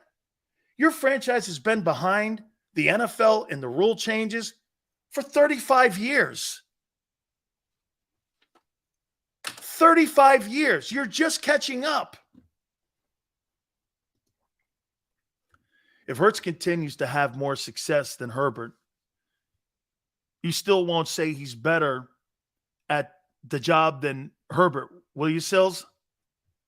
Look, if he consistently is putting his team in the NFC title game, what he's going to do, Tone, is do the same exact thing that Tom Brady did. No one ever considered Tom Brady the best quarterback when they had Peyton Manning, Aaron Rodgers, Drew Brees. There was always a debate. But at the end of the career, everyone looked up and said, shit, Brady's been the most consistent star at the quarterback position. Yeah, that's what they – Tone, he's going down the Brady lane. But he's only done it 1 year. Nobody ever thought that Tom Brady was better than Peyton Manning at the beginning. Nobody did. Nobody would draft Tom Brady over Aaron Rodgers in ability. Nobody would. But you look up and you do this on Brady. Shit. He's been the most. Here's exactly the evaluation on Brady. Smartest player, best decision maker at the position in NFL history, and did it over a period of time like no other. No one ever will say the strongest arm, the best touch, the deepest passing arm. You don't put those superlatives on him. You never do. What did you do at the end with Brady? Well, no one's ever done it longer at that level.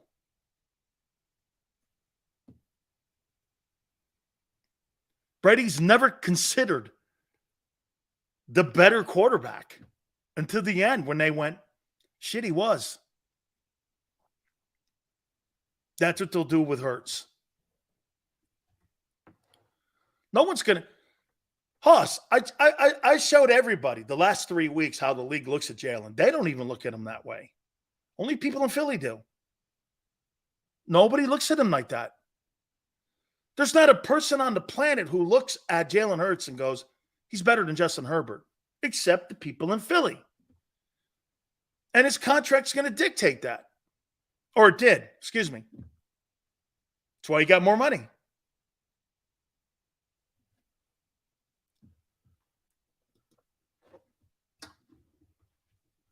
That's why he got more money. So what? You think the Chargers, who are cheap as it is, gave a guy more money because they think Jalen Hurts is better? Oh, that's right. He's the next guy up kind of thing. Jalen Hurts is not trash. You just got to do it longer. So Herbert gets excused for blowing a 27-point lead in the playoffs.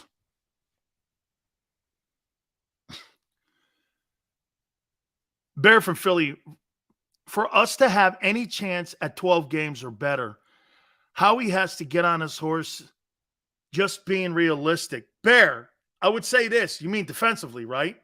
Because your offense is going to be good. Okay? What crowns you quarterback that looks good throwing the ball and loses? I'm not sure what you're saying. And loses? You have to understand something. If the Bills or the Bengals, the Chiefs, the Chargers, the Jags played in the NFC, they would all be 16-1. They play against here.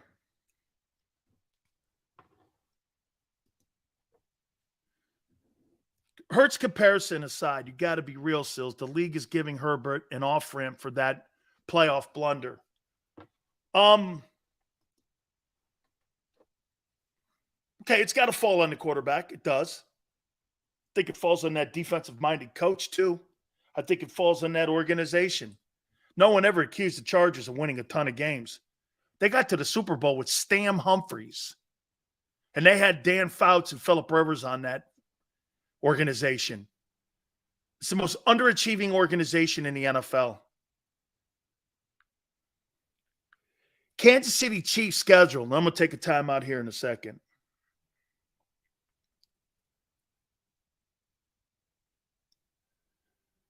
Look at who these people have to play on a weekly basis.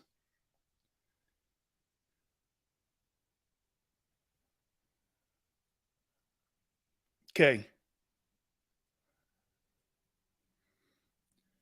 They have to open with the Jags. Okay? Excuse me. They open with the Lions. Playoff team, I think. Then they play the Jags. Then they get the Bears. Okay? Then they play the Jets. Then they play the Vikings. Then they play the Broncos. Then they play the Chargers.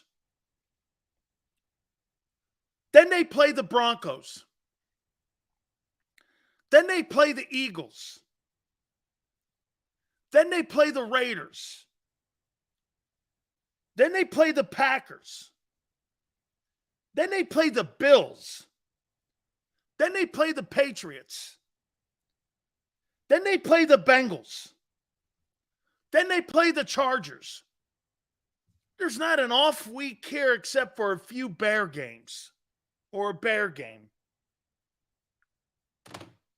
And that team's going to win 13 games this year. That's why when you win with schedules like that, that's what we're talking about. Not beating Davis Mills. Davis Mills. Is that his name? I forget. Or Kenny Pickett. Is his name Kenny Pickett or Wilson Pickett? What's the quarterback in Pittsburgh's name? Wilson Pickett? Is that his name? I forget. Holy cow. Hey, guys, very excited with our relationship with Hooters King of Prussia. 35-year relationship that we have with this place. And it goes all the way back to my days with the Buccaneers and all the way back to when they first opened up the first shop in Clearwater, Florida, and Ed Drotsky and Bob Passwater and Denise Williams all got one place going, and now the name Hooters is just legendary, and it's now the official home of the National Football Show with Big Sills, and we're going to be doing a ton of things. We can't wait to get to King of Prussia and have you guys come and pour yourselves a cold one there. Again, your preseason draft parties, your fantasy draft parties, this is where you go. Also, preseason football, this is the home also of all Eagle fans. You guys are going to get yourself an opportunity to have a great time during Eagle season. It's for the fans, home of the Eagle fans. Again, host your draft parties. Make sure you call, though. Daily specials on Tuesday, buy 10 wings, get 10 boneless wings. Also, Wing Wednesdays. This is a 40-year tradition, too. All you can eat for $19.83. Kids eat free constantly on Saturdays. What can I tell you? The happy hours each and every single day starting at noon. 6 items for $6. 6 boneless wings with maybe your favorite brew like Miller Lite, Tall Drafts, what have you. It's a great time for all. Don't forget, call them and get on down there at 240 North Gulf Road in King of Prussia, and do me a favor, tell them Big Sil sent you.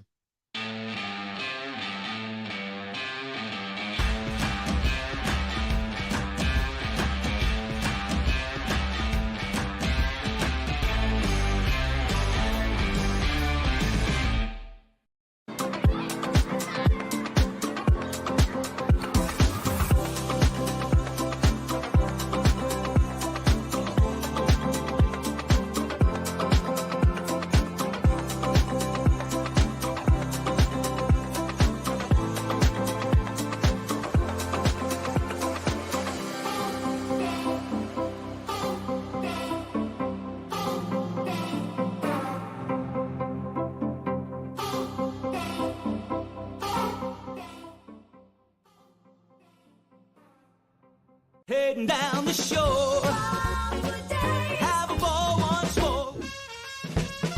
Here, imaginations run wild and time stands still. Because here, you can find the best of the Jersey Shore, all on one 5-mile island. So leave the old you behind and get lost in the woods.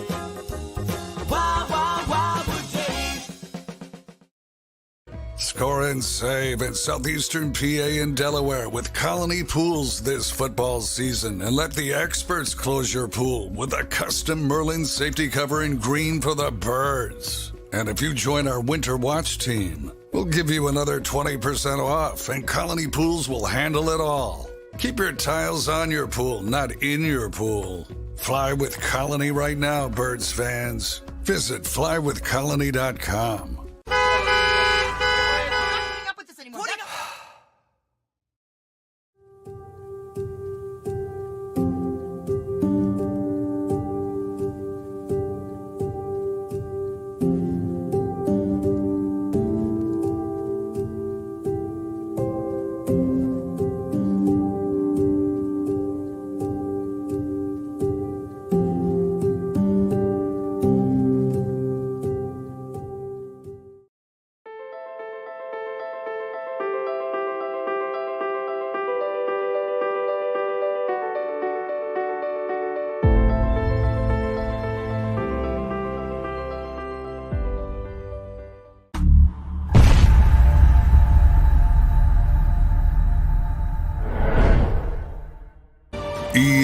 EAGLES, Eagles.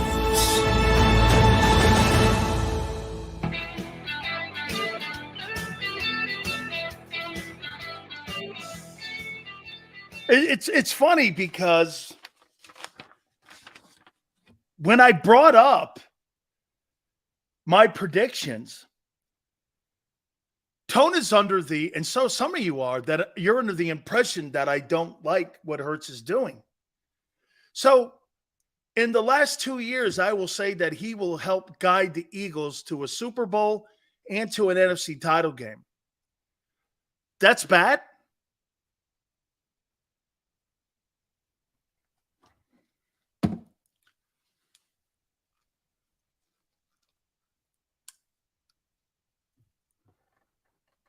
That's bad. I don't think that. Okay. Hey, wait a minute here. Tell me the difference between what Jimmy Garoppolo has done and what Jalen Hurts has done. He's 5-2 in the postseason too and got into a Super Bowl himself. What's the difference? If you guys want to bring up postseason and put that on, because what has he done? What has Jalen Hurts done more than Garoppolo? Let me take a look at Jimmy G's stats the last years that he's been. Let's just do the last two because Jalen started the last two. Oh, we can't. Well, because he's been injured. And that's a factor. Jimmy Garoppolo's stats.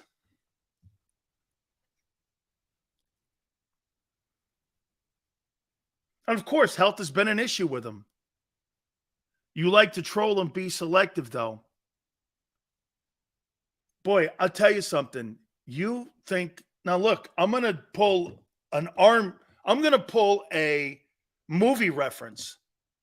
Do you really think, Kuhn, that I'm a guy that has a plan and that I sit here at night conjuring up plans? Do I look like a guy that's that smart to put a plan together so that you think I'm trolling you? I truly have learned just recently what that means. If you think that, you think more of me. Thank you. Sills, love your takes. It's right on. It's pure entertainment when you make the fans act delusional. That's the Bear. That's the most and biggest takeaway that I have is that these fans in here are delusional. Especially when you bring up the Dak Prescott and the Cowboy question. They can't answer it. Half can't, the other half won't. Because they just refuse. And you watch delusional people with unrealistic expectations, like the Nicobe Dean thing. You're out of your mind if you think he replaces TJ Edwards. Where in your mind do you think that? Let me say this to you. If Nicobe Dean does that, it will be one of the absolute greatest finds in the history of the Philadelphia Eagles. And that defense will be a top 10. Not happening. Not happening. He couldn't see the field last year. So wait, if you're a good player, you don't find a place for him? Dude. So he could be Kaiser Whiteout last year. Why? Let me ask you this one. Why couldn't Nicobe Dean beat out Kaiser White if he sucks so bad, according to you guys? Because you wanted to give him a redshirt year? Yeah, that's what the NFL likes to do. Here's your paycheck. You don't have to worry about playing. Yeah, because they're notorious for that. Sure. Yeah, that's what the NFL loves to do. Hey, don't worry about it. You just sit here and, we're not talking about, Kaiser White's a good player. We're not talking about some psychotic outside linebacker here. How come he couldn't play? He couldn't beat out Kaiser White? And on top of that, Kaiser White had 100 and some odd tackles.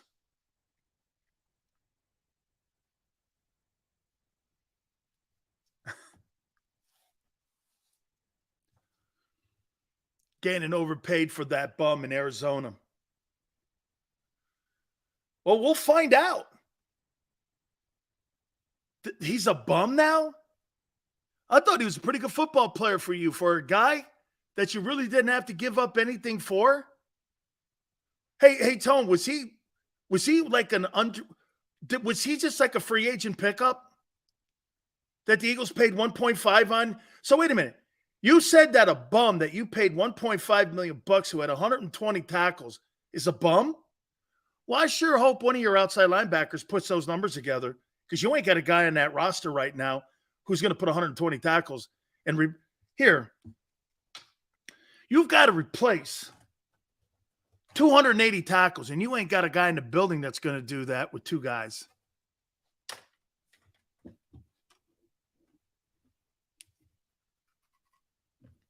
Oh, he disappeared in the playoffs.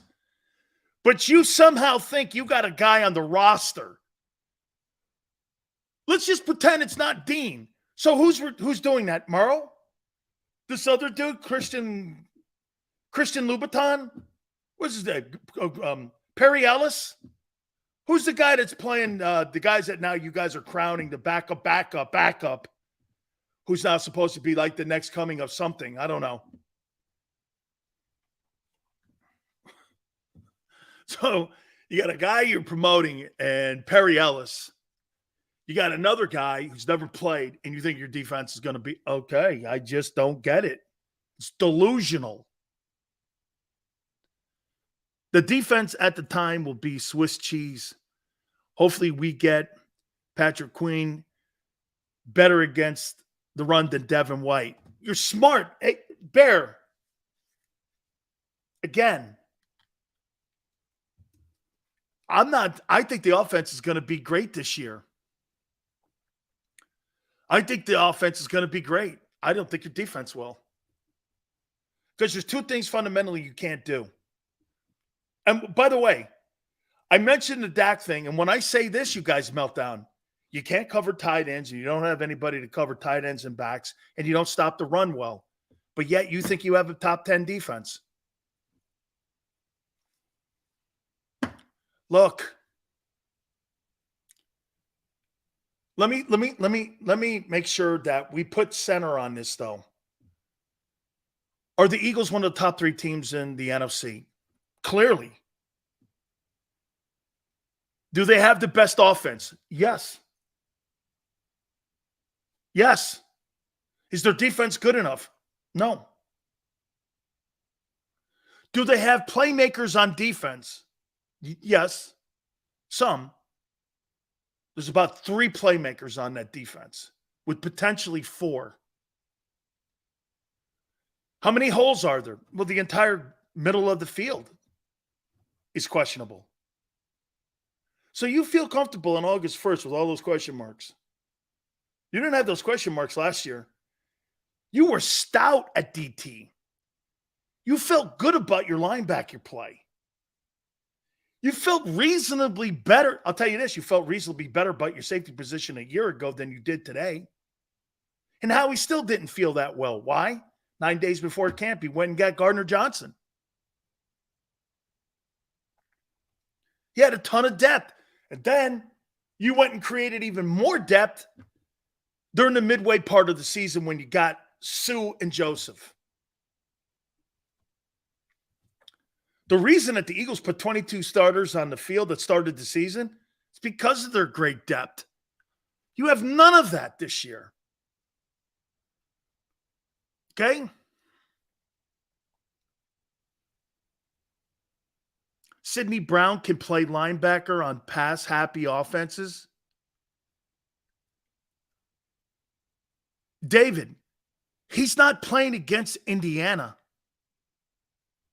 He's going to be playing against the Kansas City Chiefs. He's not playing Northwestern.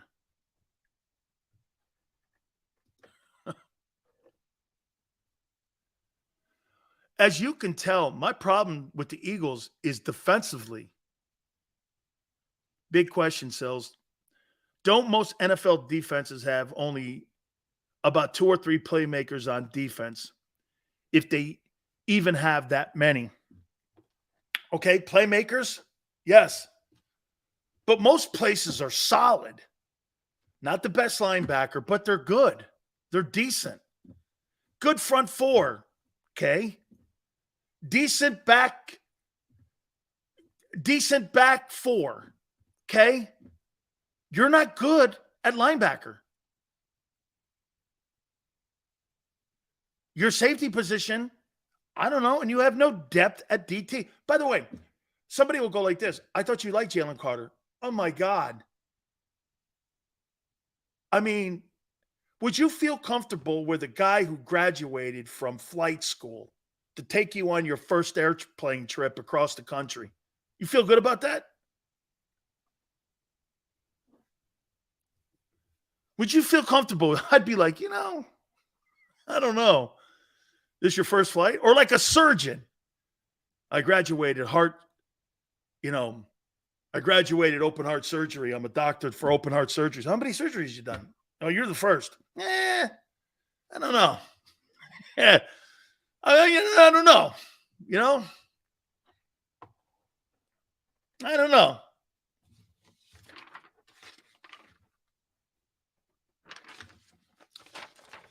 Special teams. I'm one of 2 mistakes on offense, and we lose games. Yeah. Yes. And if Jalen doesn't play like he did a year ago, yet to be determined. We don't know that yet. Oh, but wait a minute. I forgot to give this out. Where's that Elliott Spitzer short thing? There we go. Elite. Elliott Spitzer, Polly Shore, day 4. 15-17. 2 TDs. Outstanding swagger. Absolutely amazing. Good. Hey. That's good. Love it. Our back 7 has played a soft zone the past few seasons and gave up a ton of yards. Yeah, and Ray, against stiff quarterbacks, the first year of that system, the elite quarterbacks killed it. And now you're playing again elite guys. Here, I'll tell you this. I'll make some predictions here for you. Okay? Hey, so do me a favor, Tone. What was Andy Dalton's completion percentage versus the Eagles last year in their top flight defense? Or could someone help me on that? Philadelphia Eagle offense. Philadelphia Eagles schedule. On August 12th, the Eagles will play the Ravens at M&T Bank Stadium.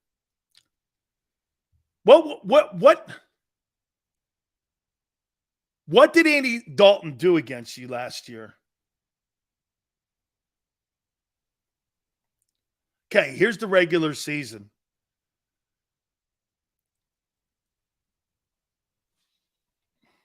Here's Andy Dalton's completion percentage. 82. Jesus Christ. Yeah. Andy Dalton was 82% against that defense. Solid. Okay.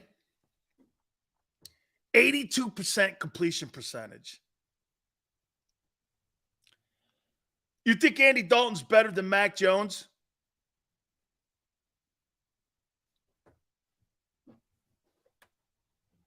Kind of comparable. Mac Jones's completion percentage against that defense, 74% completion percentage.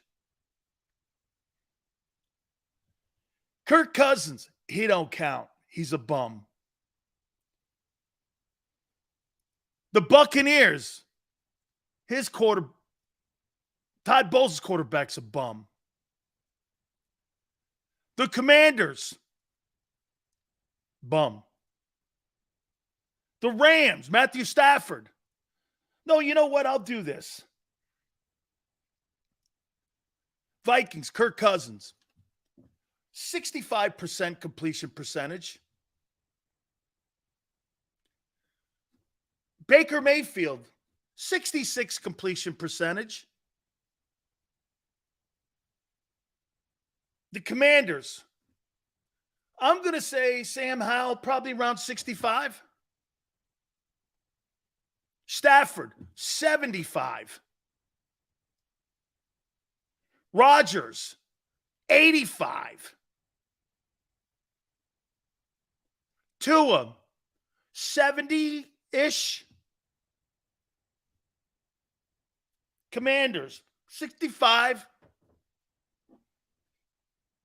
Dak, 82%. Mahomes, 88%. Allen, 84%. Purdy, 75. Dak, 84. Geno, 75. Dimes Jones, 67. Murray, I don't know what he was last year against you guys. I don't know. 64. Then Dimes Jones, 66. People are going to complete a lot of footballs against you. You're missing the point here, guys. I'm not telling you your team's bad. I'm telling you I don't buy your defense. And your offense has got a lot of weight on it. You missed the complete point today. You think I'm throwing shade on your team. I picked you to go to the NFC title game. I'm telling you, you're going to lose games this year that you didn't think you were going to lose because you don't have the defensive personnel you did a year ago. That's all I'm saying. And that's why getting to 11 or 12 wins will be incredible. You could win 11 games this year and be better than that thing of a year ago because you know why? You're more prepared to play against. Here, follow me here.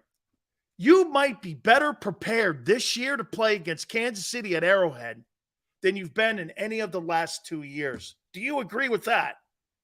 Because of the people you've played in the last 2 years and because of the people you've played this year and the people you're going to play up to the point of that game at Arrowhead. Don't you see that? This team, I should say this offense, is trending in a place where they're going to constantly be challenged now. That's a good thing. That's why when you get to a Super Bowl, the team with the best record doesn't always win it. How did that 10-16 beat that 18-0 Patriots team? Dude, I think one of the most important games of the year for the Giants was the final game at the Meadowlands when the Giants got beat by the Patriots. They knew what to expect. They were prepared for that Super Bowl. A 10-16 beat an 18-0 team in that game. Who gives a shit what the record is? Nobody cares. Everybody's 0-0 when you get to that game or you get to the playoffs. Records don't matter. I think preparation does. Dude, if you're doing and you're telling me this, hey, man, there's no question that the preparation of the NFC who did Mahomes? Can you guys tell me who Mahomes had to go through to win the Super Bowl? Who were Mahomes' last three teams that he had to play? It was Burrow, the Jags, and the Eagles.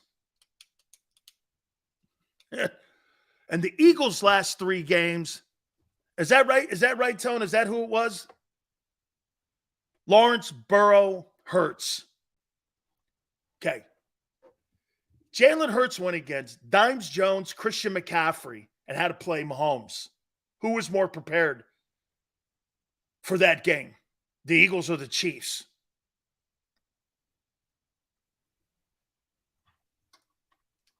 Who was more prepared? Who was the lesser team? Knew they couldn't make any mistakes against that Eagle team. Chiefs. He went through Lawrence, Burrow, and Hurts. You went through Dimes Jones, Christian McCaffrey. And then you played Mahomes. There you have it. Ray goes, Jalen outplayed Pat. Only in Madden. Outplayed him? Hey, Ray. Ray goes, he outplayed him. And yet, Mahomes is 2-0 and beats you in your barn. In one of those wins. One day, Ray, you'll get it. Outplayed him. And Mahomes is 2-0. Okay.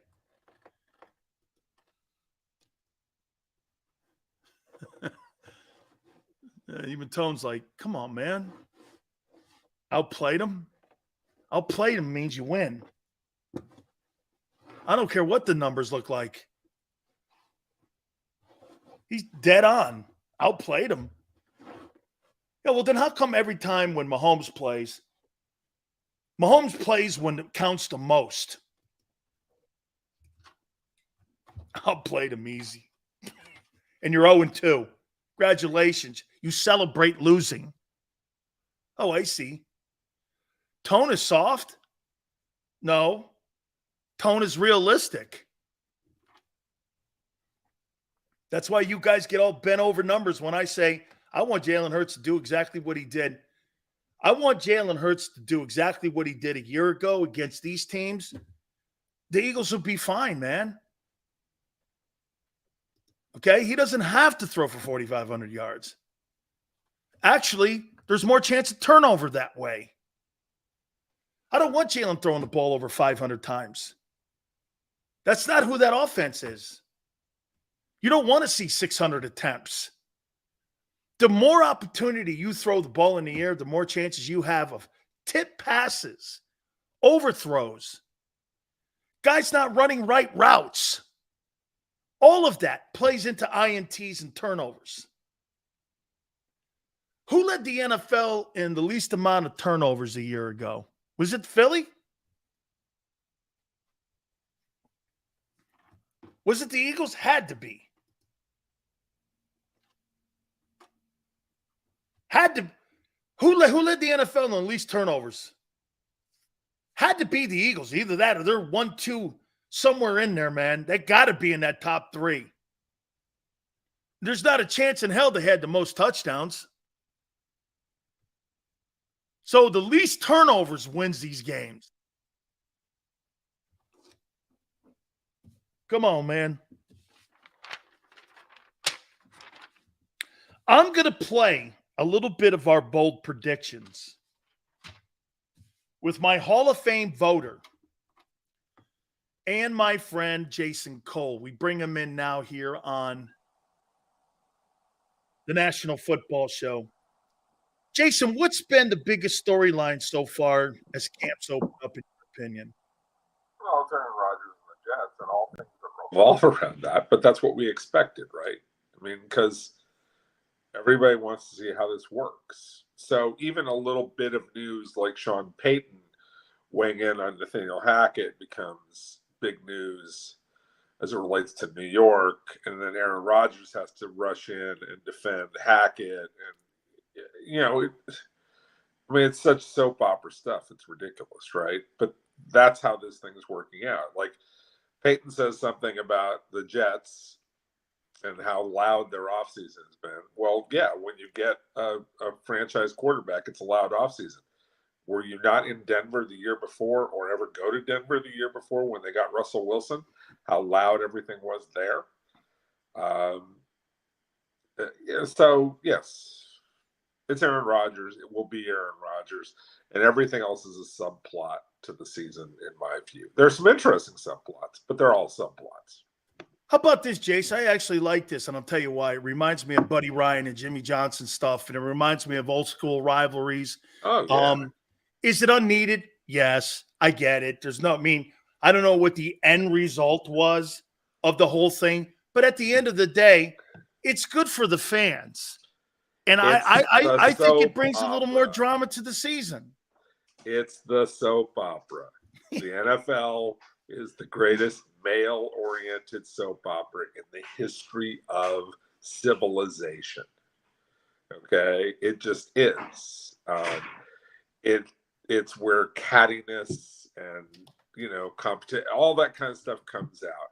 So it's beautiful, right? That's why I always say, when people talk to me about Al Davis, I said the most important thing about Al Davis, and there are a lot of things important about Al Davis, but the number one most important thing about Al Davis is Al Davis was the greatest villain in the history of sports, the NFL, but all of sports, because every great story needs to have a villain. Al had no problem being a villain. Jerry Jones got a little bit of villain in him, not quite Al. He likes himself a little too much to be completely like Al, all right? But Al had no problem being a villain at all. Jace, this week, obviously, it's Hall of Fame inductions on Saturday, which you're part of the legendary selections of these men, 300-plus men going into that place in Canton, Ohio. What's it mean to you when you see those guys get up on the stage and you knew you were a part of the process? It's got to be so rewarding to see somebody's dream like that and for you to be a small part of the process to help that guy fulfill and pretty much put the cherry on top of their careers. Just again, how you feel about that. Well, primarily I'm thankful for it because, it is such a great honor and it's something you take really, really seriously. It's, the people at the Hall of Fame feel like I know enough about football and the history of football, especially the recent, last 30 years that I've covered it and beyond, obviously, but, at least the last 30 years since I started covering the league, to say, okay, you should be a person who is a judge of this. Right? And that's not to say I'm the only qualified person, or there aren't a lot of other people out there, but they chose me, and I that's a great honor. Number one. Number two, something you feel responsible for. So it's awesome to be that part of it, but I'm not really. It's a weird thing. I don't puff out my chest and say, I'm one of the selectors. I'm one of the selectors, and I want to make sure this is done right. I'm one of the selectors, and I have a responsibility to make sure that this is a good thing, right? And this is handled correctly, and all those kinds of things. So, you feel responsible for it. You feel. It's gratifying. And then when you see a player like a Zach Thomas, who you watch play, and I spoke up for here the last 4 years, very strongly in support of. And what kind of player Zach was and how much he put into it firsthand. Since I covered, it can get a little bit emotional. It really does. And again, it's an odd feeling. I try really hard not to take myself too seriously while I take the task seriously. Well, I think it's a tremendous honor that you get an opportunity to do each and every single year. I want to throw some bold predictions at you now. Okay. Can't wait for this. For 2023, here's some of them.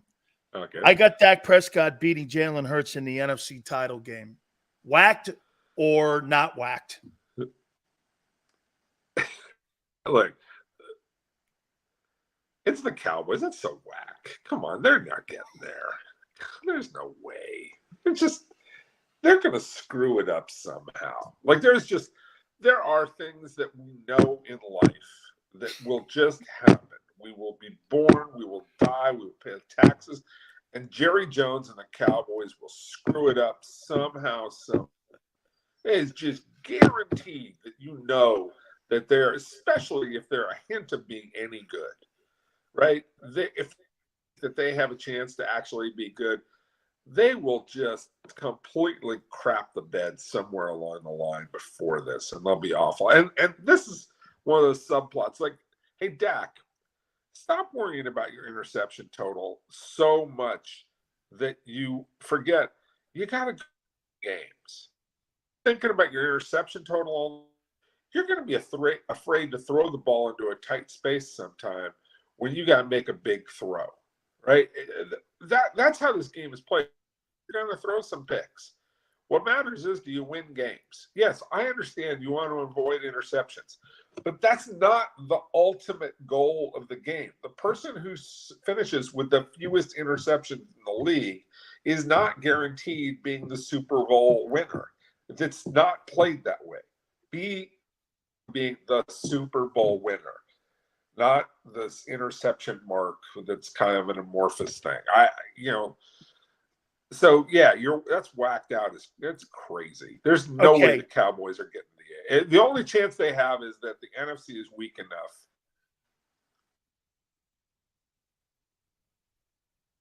on the lack of competition.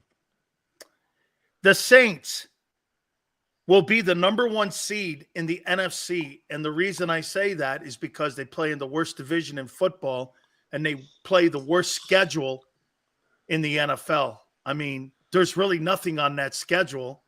And so when you're telling me that Dennis Allen is guiding a team to the number 1 seed in anything? Because I think Derek Carr is going to go into a conference, like you said, that's not very good. Yeah, sorry, I'm not buying that one either. Okay, how about this one? The Saints have a nice little team. I like a lot of things about him.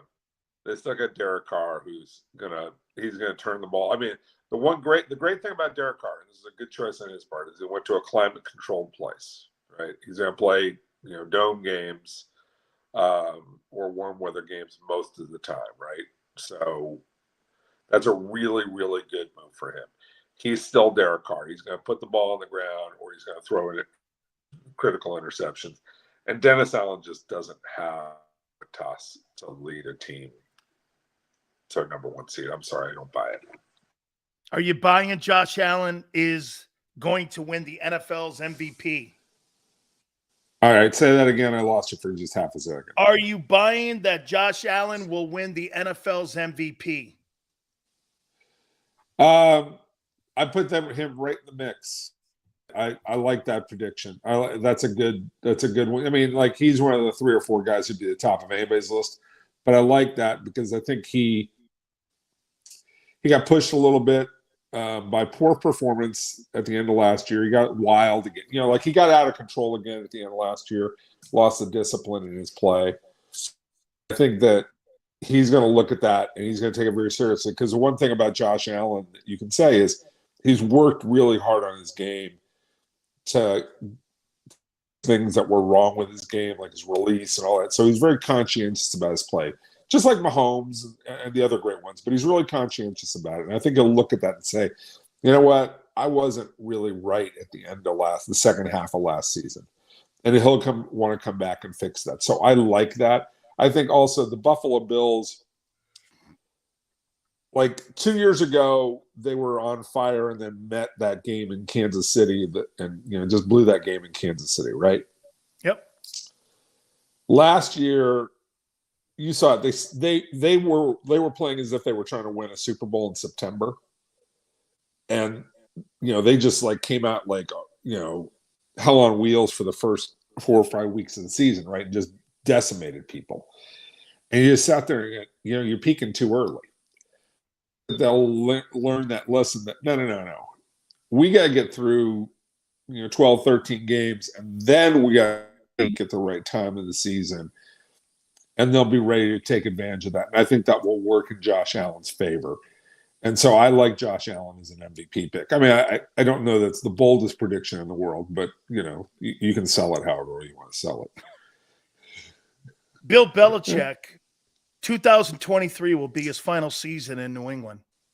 No, because he's going to get and this is going to be interesting because Kraft is a journalist in a lot of ways, and he respects the history of the game and despite the fact that he's pissed off that they haven't played that well, going that well, that Brady won a Super Bowl and all that, he's going to want Belichick to break Shula's record as a Patriot.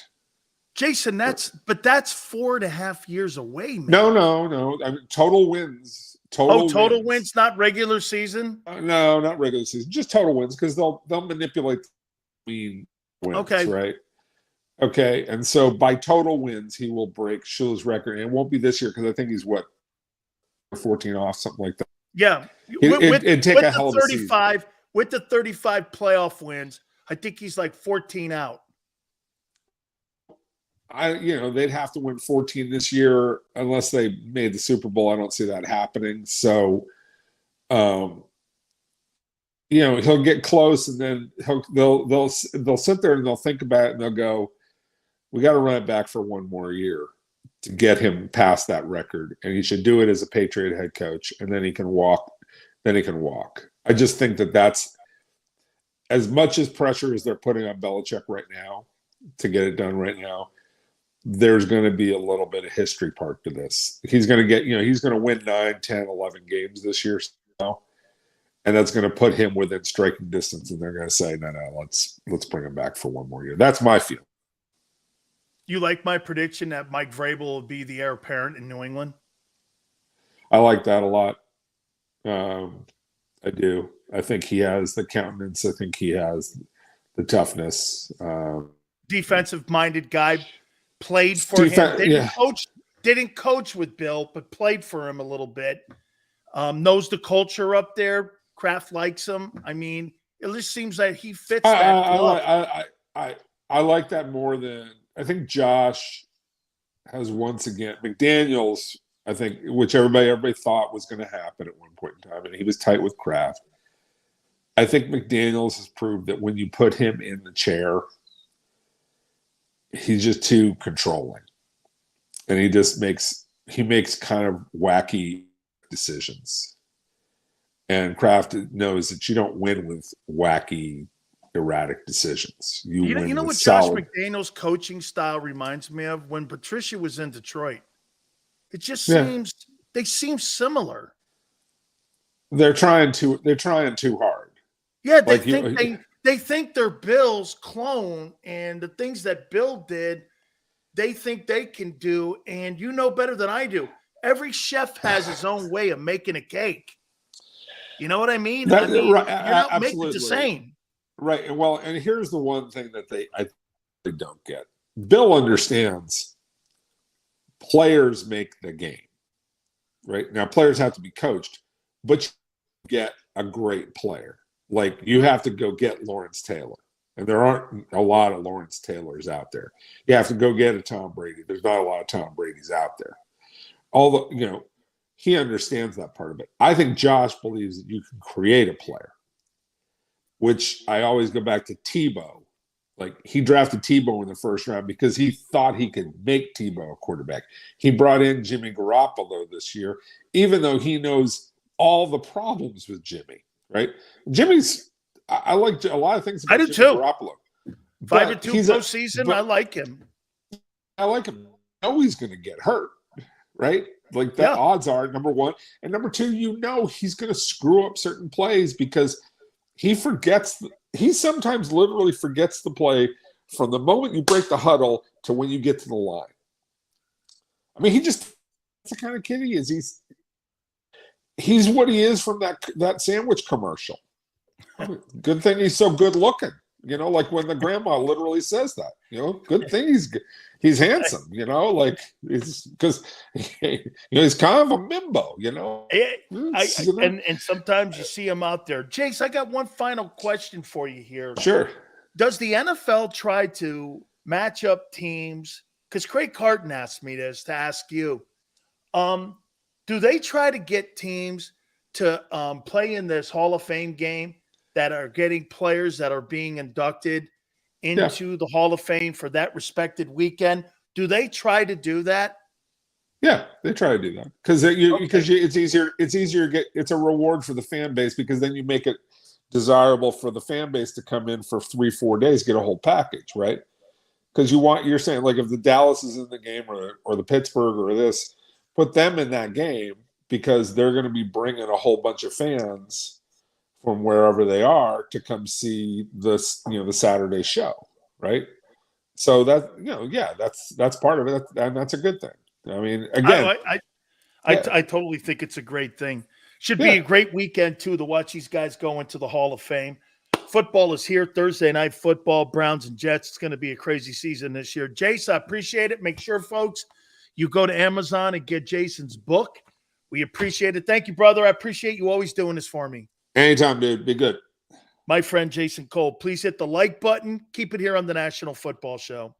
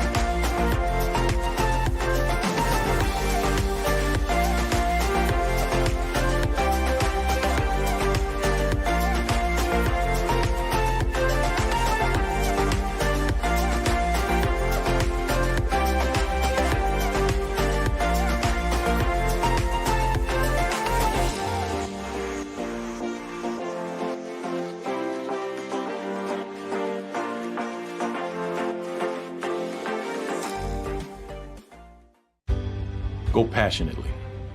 Go fearlessly. Go confidently. Go Birds!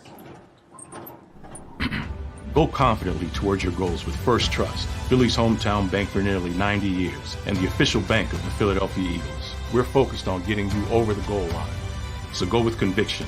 Go with trust. Go Birds! And go forward with us by your side. First Trust Bank, the official bank of Philadelphia dreams. Oh, and go Birds.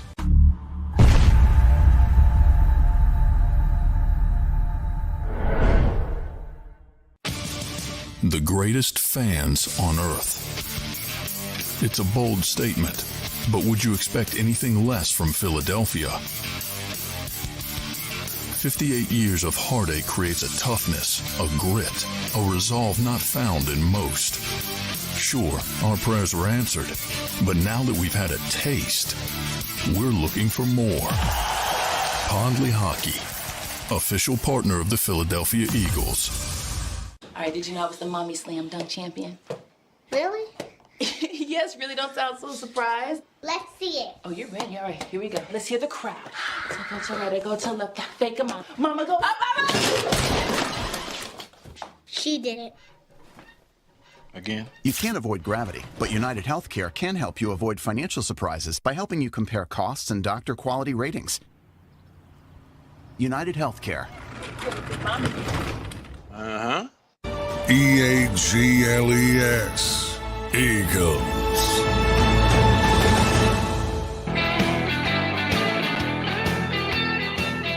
So here's the history of the Cowboys and Eagles the last 10 years. You want to hear it? Yeah. Do you want to hear it? William goes, Eagles will sweep Dak. Let's take a look at that. 2022, Cowboys put a 40 burger on you. 40-34. 26-17 against Cooper Rush. Cowboys put 50. So hang on. This last year, they put a 40 burger. The year, no, that can't be. The year before that, they dropped a 51 burger on you in a 40. They scored 92 points the previous year. Holy shit. They put 92 points on you at 21. Wow. Okay. Cowboys 37, Eagles 17. Eagles 23-9 in 2020. Eagles 17-9. And then the Cowboys turned around and dropped the 37 spot on you. Cowboys in 18, 29-23. Cowboys 27-20. Cowboys 6-0. So hang on, the Super Bowl year, the Cowboys beat you in the Super Bowl year. Is that right? Okay.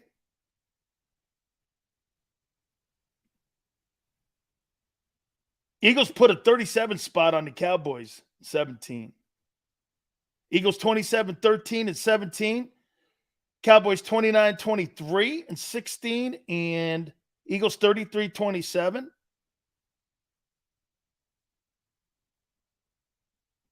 When's the last time the Eagles swept the Cowboys?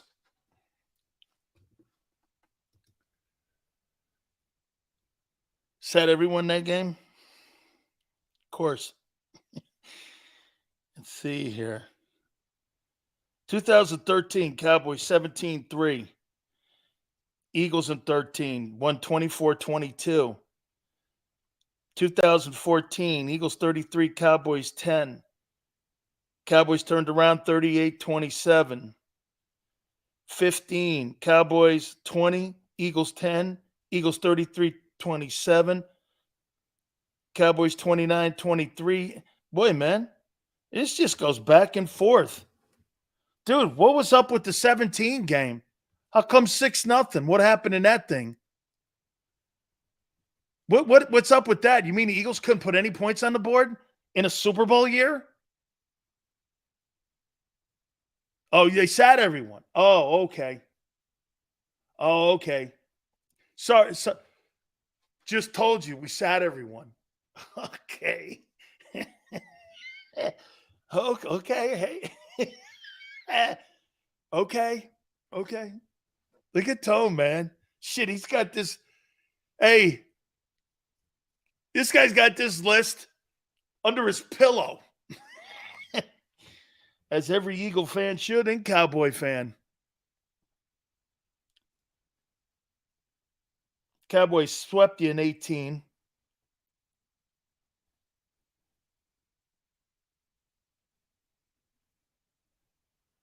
In the last 10 years, Cowboys swept you again. In the last 10 years, have the Eagles had a sweep against the Cowboys? So you guys haven't had a sweep against the Cowboys, but the Cowboys have had 2. From what I'm reading.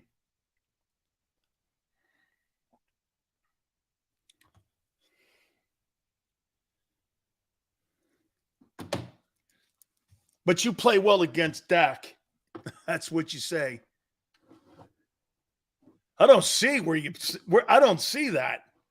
I see more wishful thinking on that. Playoff wins.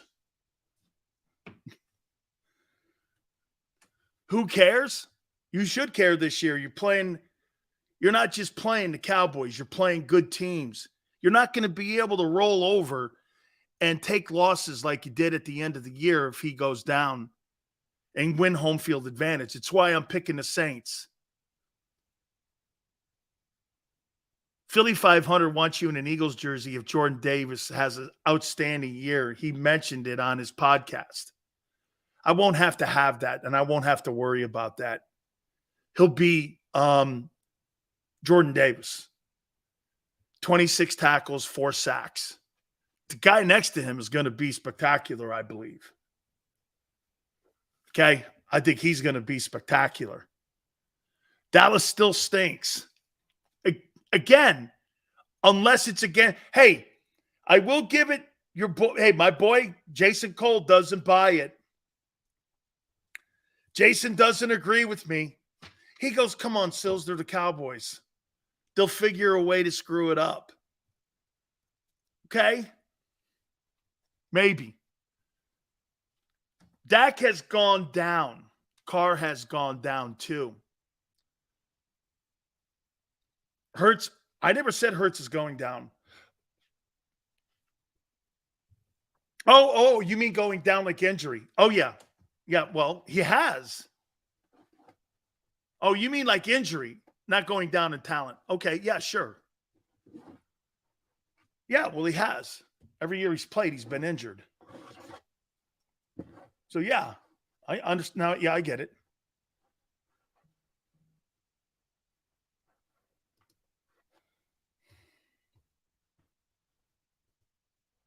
Yeah.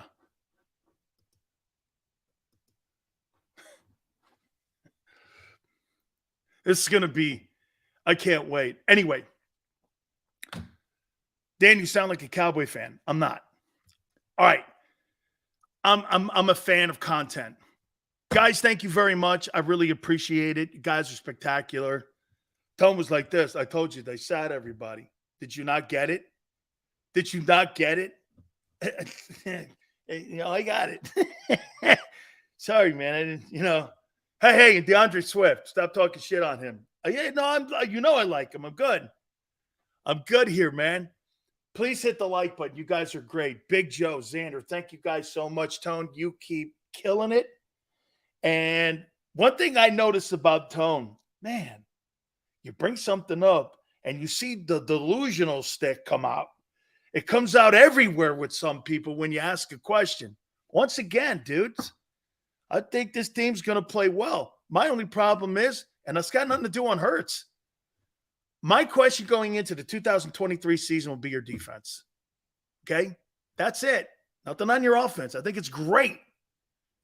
Tone, love you, man. Tomorrow, 3 to 6. Catch you on the flip side.